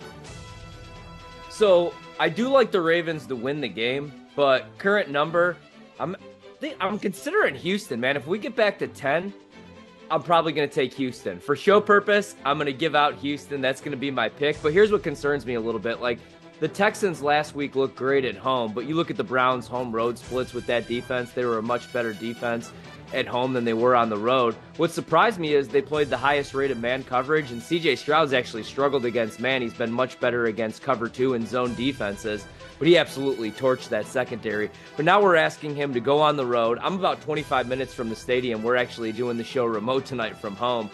So we've got hit with some snow. I worry a little bit more about the wind because the Texans just really haven't been able to get the ground game going this season. So if it's C.J. Stroud and he has to drop back 40-plus times against that Ravens defense, it could be a long day. But, you know, the way that they're playing right now and with the weather, it's a low total down to 43.5. I think 9.5, I think that's too many points, man. So I'll take the Texans, but I do think Baltimore wins the game with the weather and Lamar gets his second playoff win. So whatever you said, I was just going to fade here. And it's not because of your pick, but this game all week long, I'm like Texans plus the points, Texans plus the points, Texans plus the points. And I woke up this morning, and sometimes you just change on a Football Friday when you have to make the pick. And I could just see this being like 27-17, where a field goal or a late touchdown at the end gets the cover for the Ravens. So I will lay the 9.5 points with the Baltimore Ravens, but I really don't like the game either way. I think it could go either way, Horvat. Yeah. I mean, it's a tough matchup for C.J. Stroud, man. This Ravens defense is so good, and I know they're going to be without Marlon Humphrey, but, you know, with Mike McDonald having extra time to prepare as well, he knows C.J. Stroud really well. I think they're going to throw some different things at him. The thing about Stroud, though, he doesn't turn the ball over, which is kind of surprising to see over at BetMGM right now. He's minus 175 to throw an interception. I think he plays a clean game, but they're going to have to get some sort of run game going, especially if we have the windy conditions that we expect here. I can guarantee you this, since I just flipped the pick, then the next game I'm not going to flip my pick because I was just as equally as conflicted with these two games on this Friday. I'm going to plus the points with the Packers. I'll take them plus 9.5 up against the 49ers. So I probably know how this is going to work. The Texans will find a way to plus the points and cover, and the 49ers will end up covering the spread. But I'm going to take Green Bay here, plus 9.5. Yourself? My heart in this game will be with Green Bay. I hope they win it outright. I hope Jordan Love does what Aaron Rodgers was never able to do, and that's go into San Francisco and beat the 49ers. Oh, you're turning on Rodgers now. You were turning on Rodgers now. You were the biggest Rodgers fan, and now you're talking about Jordan Love doing something Rodgers never been able to do after you've been defending Rodgers for years. I like this. I like this, Horvat. I like it. Yeah. I mean, I'm like the meme, right? Where the guy's with his wife or with his girlfriend, but he's looking at the other girl. That's kind of how I feel. I mean, he has one turnover the second half of the season, right? I mean, and it's kind of crazy because Matt LaFleur is finally allowing Jordan Love to play the quarterback position, and he's going through all of his progressions. Also, the Packers' offensive line and pass protection especially has been really good, number 2 in the league. That's why I like them against Dallas. Dallas, you know, that secondary, the pass defense, they couldn't stop the run. they were fraudulent, man. The only thing that they had going, that Dan Quinn had going for that defense, was they could get after the quarterback, number 1 in pass rush win rate. But even without David Bakhtiari, Green Bay's just been so good. They matched up pretty well. But I think the biggest mismatch this weekend is Joe Barry against Kyle Shanahan. And I don't even know after how his good performance last week, you're still down on the DC? Yeah, because I don't know how you match up with San Francisco, right? Even if Jair gives it a go, he got hurt once again. Even if he gives it a go, they've been switching and playing a little bit more man on third downs, and Joe Barry historically plays soft zone coverage. You can't do that against the San Francisco 49ers. That's why I love George Kittle over 52.5 receiving yards. Love George Kittle over 3.5 receptions. Love George Kittle to score an anytime touchdown. Ooh. And I also like Deebo Samuel to score an anytime touchdown because those are the zone beaters. If Green Bay tries to play man, Brandon Ayuk's going to go over the top and crush him there. And I think Christian McCaffrey's going to have a pretty big game because Green Bay struggles to defend the run as well. So I'm going to go with San Francisco. Pains me to say so, but yeah, I'll take the Niners, 9.5-point favorites. Also like the Niners over their team total in the first half, 14.5. I think they're going to put up some points against Joe Barry in that defense. All righty, so through 2 games, I'm taking the Ravens laying 9.5 points. I'm taking the Packers plus 9.5 points. Horvat's doing the opposite, where he takes the Texans plus 9.5, and he lays the number of 9.5 with the San Francisco 49ers. All righty, let's go to Bucks and Lions. Sunday, 3 p.m. Eastern on NBC. Yeah, the moment I saw this line, I was really, I didn't even see the line. I was watching Buccaneers and Eagles, and when you didn't know who was going to win, when the ball was kicked off, I go, whoever wins this game, I'm fading the next week. And then we know that the Bucs just annihilated the Eagles because the Eagles are a bunch of quitters and they were embarrassing and they had no effort on that Monday night. I got this number at 6. We'll play it on the air now at 6.5. I like the Lions, though, by a touchdown this week. Give me Detroit laying the number 6.5. There will be an NFC title game that the Lions will be playing in next week. You said it. And Troy Aikman was trying to be nice about it, but like 3 different times during the broadcast, he was telling us that the Eagles had quit in that game. And then you had the weird stuff at the end of the game with Dallas Goedert and Jalen. But, you know, with Tampa, man, they've been a much different team since they've gotten healthier on the defensive side of the ball. And they still have some guys from that Super Bowl run. And Baker Mayfield's playing great football. I mean, we saw that a couple weeks ago when he went to Lambeau Field and had a perfect quarterback rating. Nobody had done that in Packer history other than Aaron Rodgers. But the reason I'm going to take Tampa to keep the game close. I think Detroit wins the game. I think they're going to be able to run the ball a little bit here. But I think Tampa's going to be able to keep it close because I think that Baker Mayfield's actually going to have a day against that secondary. It's crazy to say because we saw this game a couple weeks ago and Tampa only scored 6 points in that game. Gave up over 20, but only scored 6 themselves. I think Mike Evans is going to have a day. He's going against Cam Sutton on the outside, who's only 5'10". The tallest defensive back that Detroit has to match up with Evans is 5'11", and he had that drop in the end zone last week. Usually if he has a stinker, he has a bounce-back game. So I think this is going to be a higher-scoring game. I like the over, and I'm going to take Tampa to cover the 6.5. I think the number's gotten out of control. I'd make it around 4.5. But I do think Detroit wins, and they'll see San Francisco in the NFC title game next week. Wow. So we have disagreed on every game in terms of the spread so far. Ryan Horvat. Am I saying that correctly? Now that's the correct way to say it. It is. Horvat. See, it doesn't feel right. Yeah, man. You know what I mean? Like, it sounds wrong. Like the other side of your family's better. Horvat. On my show, they give me a hard time because I have the Midwest, the very Chicago accent that comes out. Like, you know, you got the New York thing going on over there, and so I kind of like you saying Horvat. Okay. It doesn't feel right when you say it the right way. Let's go to Chiefs and Bills. Bills, 24-20. They win the game. Give me Buffalo, laying 2.5. Yeah, we're going to be on the same side finally here. See, everybody keeps saying the same thing, and I found myself saying it early on in the week. I'm like, damn, you're going to give me a full field goal with Patrick Mahomes. And the true number's always been 2.5, but there were some threes. They were juiced minus 120, meaning you have to lay, obviously, $1.20 to win $1, 120 to win 100. But, man, like, the Bills, have been in survival mode really like the last 2 months of the season. And I like the way that they're trending. They move on at offensive coordinator. They fire Ken Dorsey. Now they're able to run the ball. I think this is going to be a big James Cook game. I think Josh Allen's going to have to use his legs in this game. And if they don't get it done this year at home against Kansas City, I just don't know that they're going to do it with this unit, man. Exactly. It stinks because this team should be favored by more than 3 points here if they're fully healthy. But you lose Matt Milano early on in the season. You acquire Rasul Douglas. He gets hurt. You lose Trey White, who's your best cover corner. They've had a bunch of injuries, and they're still here. So I'm going to go with the Bills. I think this is finally their year. All righty. Fade the music. We have to have a serious conversation right now with Ryan Horvat. That's just Horvat. That's what we're doing. Doesn't feel right. So I placed the future, I told you, after the Kansas City game. Going to before the Dallas Cowboys game for the Bills. It was only $50, but it was at plus 1,000. So it's $50 that pays out $550 for the Bills to win the AFC. Right now, they're offering me $145.26. I'm not cashing out for that.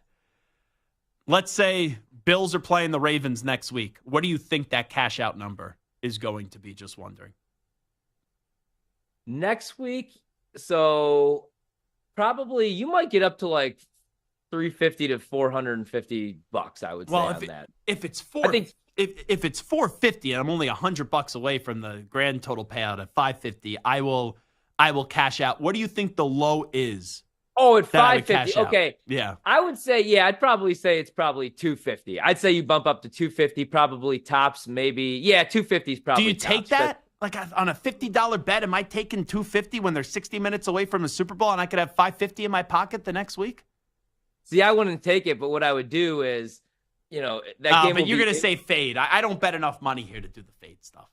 I was just going to say, with the game being in Baltimore, you could take the points, right? You could take the points with the Bills, or with the Ravens, I should say. I think you just let it ride, to be honest with you, man. Like, I really like this Baltimore team. And to be honest, like, I like San Francisco, but Baltimore this season, they can really be unbeaten, man. They're number one in point differential the first 3 quarters of these games. They only beat themselves. But I can just see a game where Lamar has a couple turnovers and, Buffalo's able to move the ball a little bit. So I would just let it ride with the Bills. Gotcha. Yeah, I meant hedge, obviously. But that's just, I don't bet enough money to hedge when we're talking about $50 here. And I don't think the payout of $550 is enough to say, we got to start hedging and doing things like that. So bottom line, here are the picks for this week. Texans and Ravens. I'm taking the Ravens laying 9.5 points. Horvat is going with the Texans plus 9.5. Ryan is taking the Niners laying 9.5. I'm going with the Packers plus 9.5. I'm on the Lions laying 6.5. Ryan is on the Bucks plus 6.5. And we are both on the Buffalo Bills laying 2.5 points. I think I got that all right. Correct, Amunda? Yep, you got them all right. All righty. He is Ryan Horvat from BetMGM tonight via BetQL. Horvat. Sounds wrong. Sounds really, really wrong. We appreciate you doing this. Thanks so much, Ryan. Thanks, man. I'd wish you luck, but I want you to do terrible. Oh, that's nice. Go have a great Friday. Go enjoy your show. Enough of him. Get him off the air.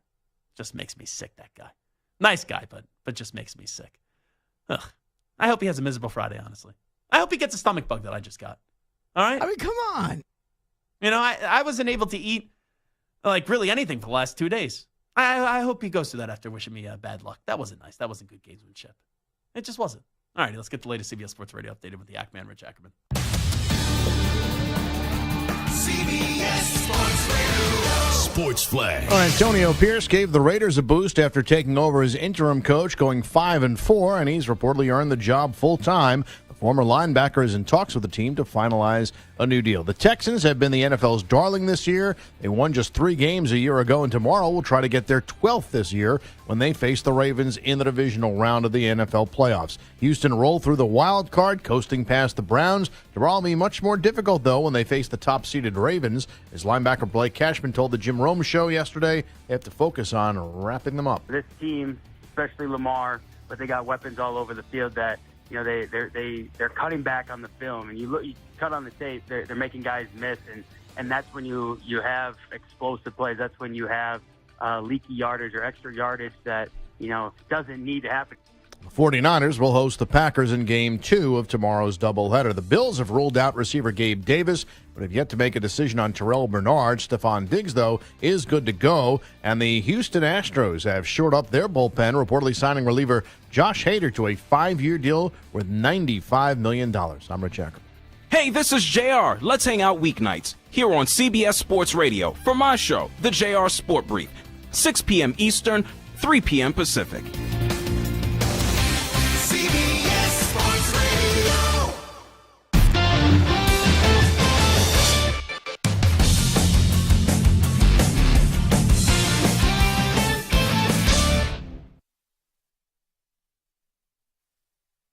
You're in a 5-minute break.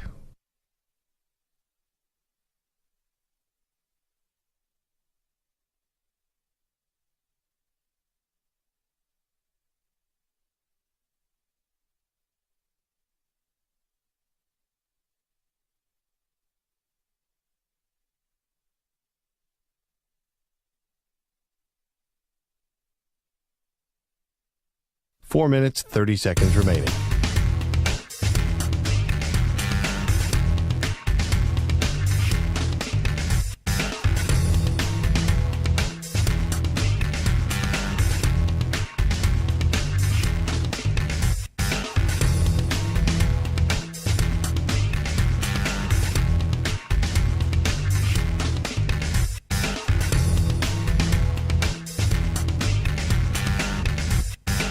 Four minutes remaining.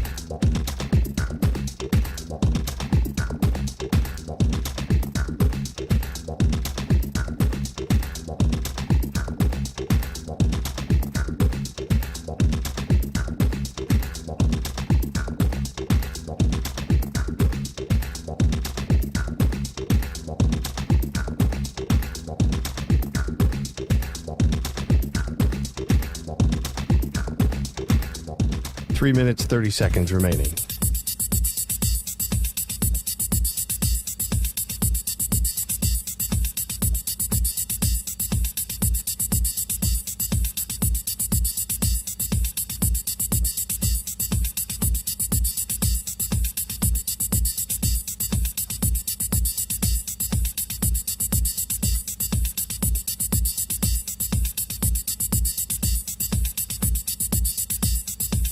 Three minutes remaining.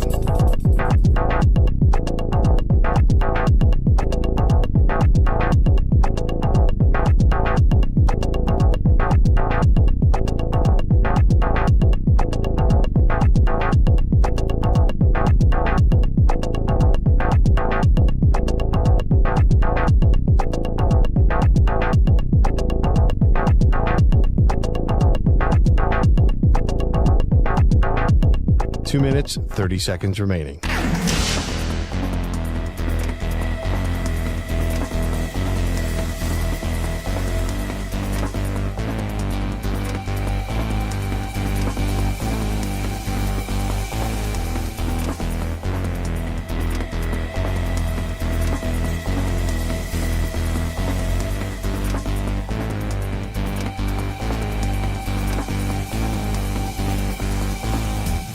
Two minutes remaining.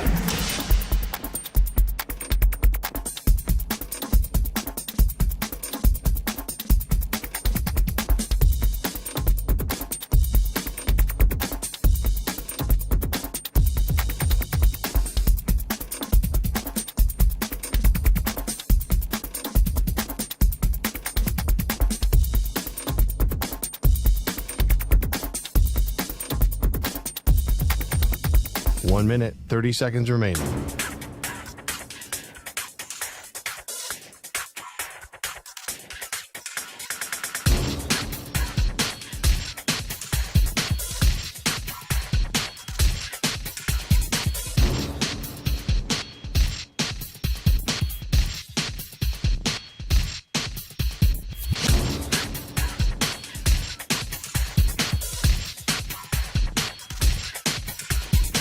One minute remaining.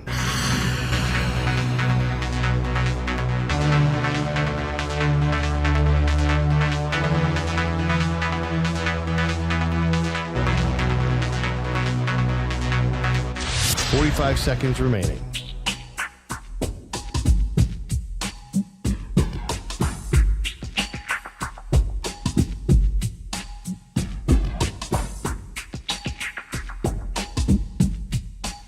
Seconds remaining.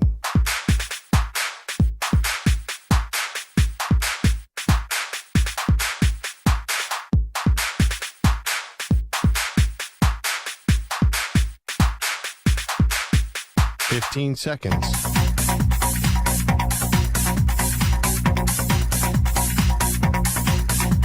Break ends in 5 seconds.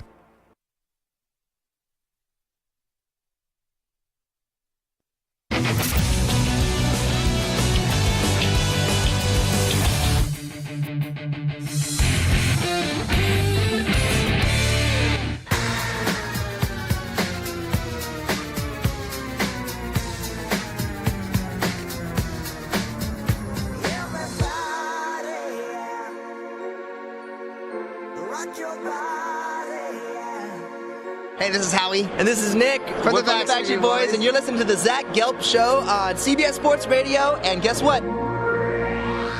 Zach is back. All right. He's live. He's nationwide on CBS Sports Radio. This is the Zach Gelb Show. All righty, wrapping up shop on a Friday. It is the Zach Gelb Show, coast to coast on CBS Sports Radio. It's time to answer our Ask the Pros question of the day, and it's brought to you by O'Reilly Auto Parts. Chris in Atlanta says, Zach, what do you think about what Kirk Cousins said about potentially joining Bill Belichick? You could submit a question by tweeting at CBS Sports Radio or at Zach Gelb using the hashtag Ask the Pros. Think O'Reilly Auto Parts for all your car care needs. Get guaranteed low prices and excellent customer service from the professional parts people at O'Reilly Auto Parts. O'Reilly Auto Parts. It's funny. Yesterday we were just talking about Bill Belichick and how everyone is just assuming, right, with the second interview, that he's going to the Atlanta Falcons. And I threw out the take yesterday, you get Kirk Cousins or Justin Fields on the Atlanta Falcons with Belichick. I think they're going to easily win the NFC South yesterday. So little did I know, Kirk Cousins was going to be on CBS Sports with Isabel Gonzalez, and this is what Kirk Cousins had to say about potentially, with him being a free agent, teaming up with Bill Belichick at his next stop. You always know when you play him that you're kind of looking over your shoulder, wondering if what you're seeing is correct, because he usually is going to break the mold and do something different, and that's part of what has made him a great coach. Would you ever play for him if you got a chance? I'm not going to turn down an opportunity to play with a future Hall of Fame coach, but we'll have to see where March leads. It's just a lot of unknowns right now. I think it makes the most sense for Kirk to go back to Minnesota. And I think the Vikings want him back. And they realize that life is a lot better with Kirk Cousins than without Kirk Cousins. But I could also see Minnesota saying there's limitations with Kirk. And we're ready to go make a move in the draft. But once again, if the three best names in the draft are Williams, May, and Daniels, and they're all expected to go in the top three, it's going to be tough to have the Bears, the Commanders, and the Patriots move out, one of those teams move out of the top three where they currently sit. So I think it takes two to tango. And in all likelihood, probably Kirk Cousins will be back in Minnesota. But if they don't want him back, and he is a free agent, and you can't franchise tag him, you look at Atlanta, and that's definitely going to be, I would think, a destination where Bill could look at it, depending on what the salary is. It's a shorter investment on a 2-3 year deal because Kirk's not going to go get a 4 or 5 year contract from all estimations. I want to play this as well. This is from Jim Harbaugh. He did an interview with John Root, and they asked Jim Harbaugh about the next chapter, right? All these reports, right? Harbaugh interviewing with the Chargers, interviewing with the Atlanta Falcons, like being all over the place, and we're all waiting and waiting and waiting for his decision. This was Jim Harbaugh from earlier today. First off, congrats on the Natty Championship. How does it feel, and what have you been doing ever since that? Oh, it's been incredible. Just back to work, getting ready for the next season. There's a passing of the torch that's awesome. So I think some people will hear that and they'll go, "Oh, a passing of the torch? Is he saying what we think what he's saying in terms of passing the torch to Sharon Moore, the offensive coordinator, and setting him up to be the next head coach of Michigan. I didn't take it that way. I took it as there's a passing of the torch from guys like McCarthy, Blake Corum, Chris Jenkins, and many others that took Michigan to heights that they haven't seen in a long time. And now there's still other talented players that are going to be getting now more reps, like Donovan Edwards, we saw score 2 touchdowns in the national championship, but he's coming back, and a bunch of other players that are returning, that now it's okay, you got to get those guys ready. But just because he says that doesn't give me an indication one way or another in pertaining to Jim, that Jim is definitely going to be back at Michigan. And Jim is a wild card. Like, we would have thought Belichick would have been the biggest wild card of this hiring cycle. Well, we think we know what Belichick's going to do right now, and that's go to the Atlanta Falcons, because we think Arthur Blank's going to give him that job. Now, let's just say he doesn't get that job, Belichick. Let's say they go somewhere else. Then where the heck is Bill going to go? That's going to become a fascinating destination. I don't think Pete Carroll's coaching next year. I think Bill Belichick is with the Falcons. Mike Vrabel, right now, I'll say the Seahawks, but I think there's a chance Vrabel and Carroll both wait a year. But right now, I would say Vrabel's going to the Seahawks, and I still look at Jim Harbaugh winding up with the Los Angeles Chargers. That just, when I say Chargers, who's the first name you think of right now that's also realistic? I think it's Harbaugh. A month ago, I would have said Belichick. But it's clear that it appears that Belichick is already, I don't want to say in the final stages, but you're getting close to the final stages with the Atlanta Falcons. So we've seen Antonio Pierce, right, that domino fall with the Raiders. We saw before that Gerard Mayo, that domino fall with the Patriots. Who's the next one? I think it's Belichick. I do. I think it's clarity with Belichick and the Falcons. You don't get to the second interview stage with Bill Belichick and don't have an answer shortly after that. I would say, if I'd take a guess, Tuesday of next week. By Tuesday of next week, we find out about Bill Belichick with the Atlanta Falcons. But for Harbaugh, how much longer are you waiting to let this thing linger on out? And you know he wants to go to the NFL. He just needs that job offer. All right, it's another week of the Zach Gelb Show on CBS Sports Radio. Fun show today. I'd like to thank Gregg Williams for stopping by, Ryan Horvat as well, even though half of his family says Horvat. Stuart Kovacs, thank you as always. Moist Mike, thank you as always as well. Moist Mike, are we going to make a bet here for this game? Do we want to have you go Andy Reid mustache if the Kansas City Chiefs lose? And I'll then buy your dinner that you owe me on Wednesday? Wait, or it's a wash if the Buffalo Bills win? So hold on, wait. Are you buying my dinner, or am I just not buying your dinner? Oh, yeah, no, it washes out because you owe me a dinner. So let's just say Buffalo goes down. Let me word this quickly. If Buffalo goes down, then it's free of charge. We'll just go out and have a good dinner, and then we all pay for ourselves. But if Kansas City goes down, you go Andy Reid mustache for a day. Do I have to go frozen boogers on there, too? Yeah, Stu's boogers, too. All right, fun times. I'm in. Big thanks to each and every one of you. This is the Zach Gelb Show, as some outlets call us on CBS Sports Radio. We'll be back at Monday to recap all the chaos at 3 p.m. Eastern, noon Pacific. Have a great weekend, everybody. Bye-bye. Peace.